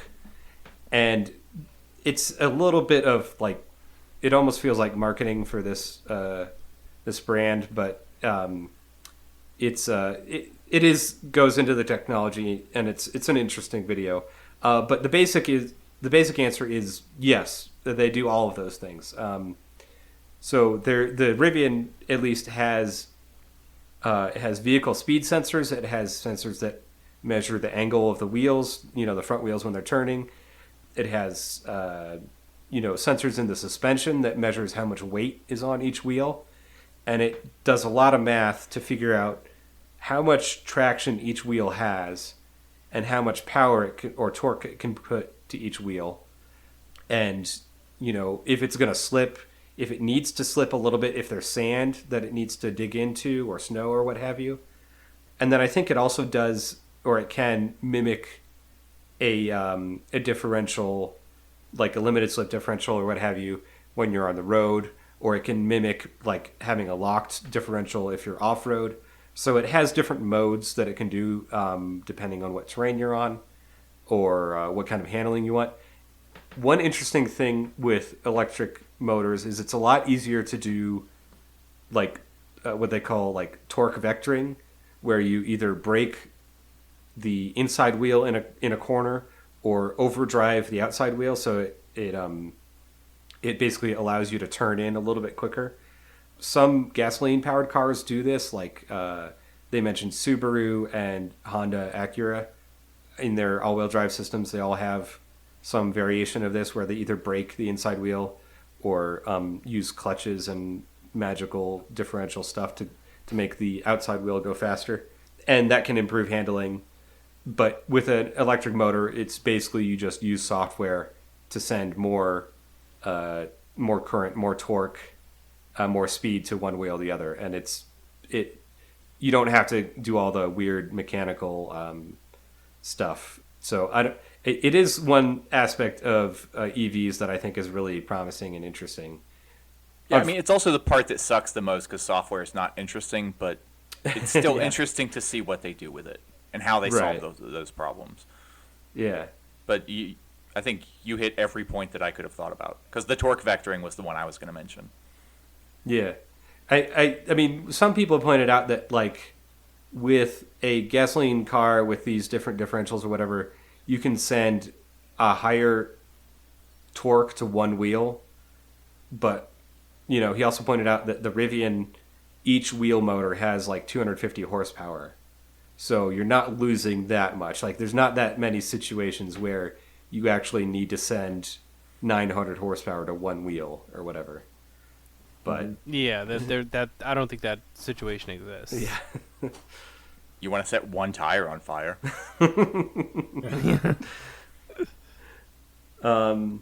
But I think we got to wrap up here. If we didn't get to your question, we'll maybe try to answer you on social media, or we'll have another one of these Q&A episodes, maybe a part 2. But I really enjoy doing user questions. I like engaging with our users.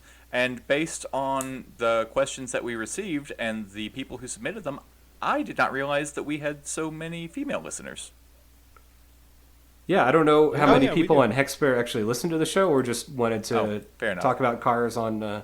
I mean, there's a whole section for cars on Hexbear, which is kind of fun. Connor kept mentioning who was asking questions, and I was just surprised. Yeah, we got some. We have a pretty cool listener base. So, like, if you're hearing this, We're like one of your probably only pretty cool. options if you're not trying to like go to somebody super ignorant and shitty. So, Hey, Yeah, it's a low Hey, bar. I'm ignorant and Very shitty. low bar. Yeah, I'm ignorant on a lot of stuff, but, you know. I mean not ignorant in the, you know what I mean. Yeah. God damn it. I know what you mean. No, like, hey, like we say, we like to promote an inclusive kind of community, so. Definitely. Yeah. Oh, Absolutely. and speaking of that, Connor, you mentioned the Drive Deviant car group on. Yeah. Is it on Facebook or Instagram or both? I forget. They are, as far as I know, they're mostly on Facebook and Discord. Oh, You okay. can find them in Discord as well. But that's they're trying to be like existing in real life, and they Yeah. do have they have a race team, and they're having meetups and stuff. So they are growing. It's very cool to see. And they're having a meetup in Wheat Ridge, Colorado on Sunday, May 19th. So I might go to that and say hello to some people. Cool. I will be there as well. Hell yeah. So, yeah. I probably won't be on account of the 2,000-mile drive. Yeah. Right. All right. Well, cool. Anything else before we wrap up here, guys? I think we covered it. Thanks for all the yeah, questions, everybody. Yeah, definitely. Yeah, thank you. And, hit us up on social media or email if you have any other questions outside of these special episodes. We'll, if you have another, we'll answer it on the show or at least email you or something.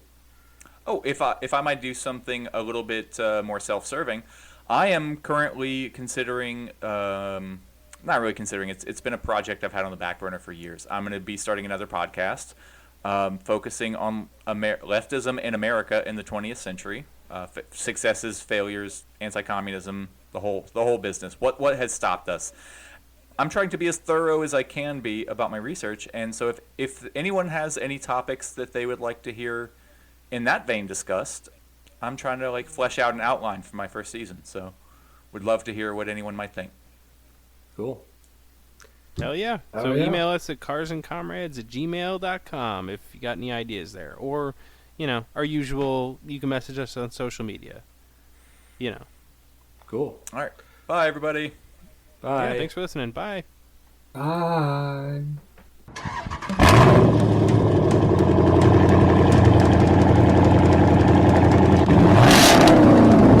Capitalism works, if it works at all, because it always has socialism to bail it out and to subsidize it.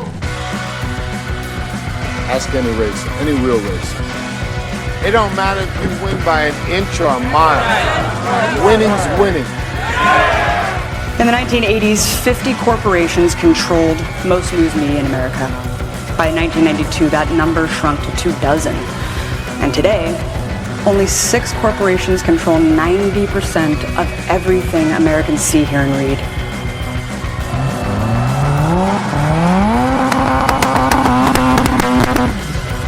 The money spent on the Iraq War alone, which killed 1 million people, 5% of Iraq's entire population, and planted the seeds for ISIS to flourish, could have covered all global investments to halt climate change trends.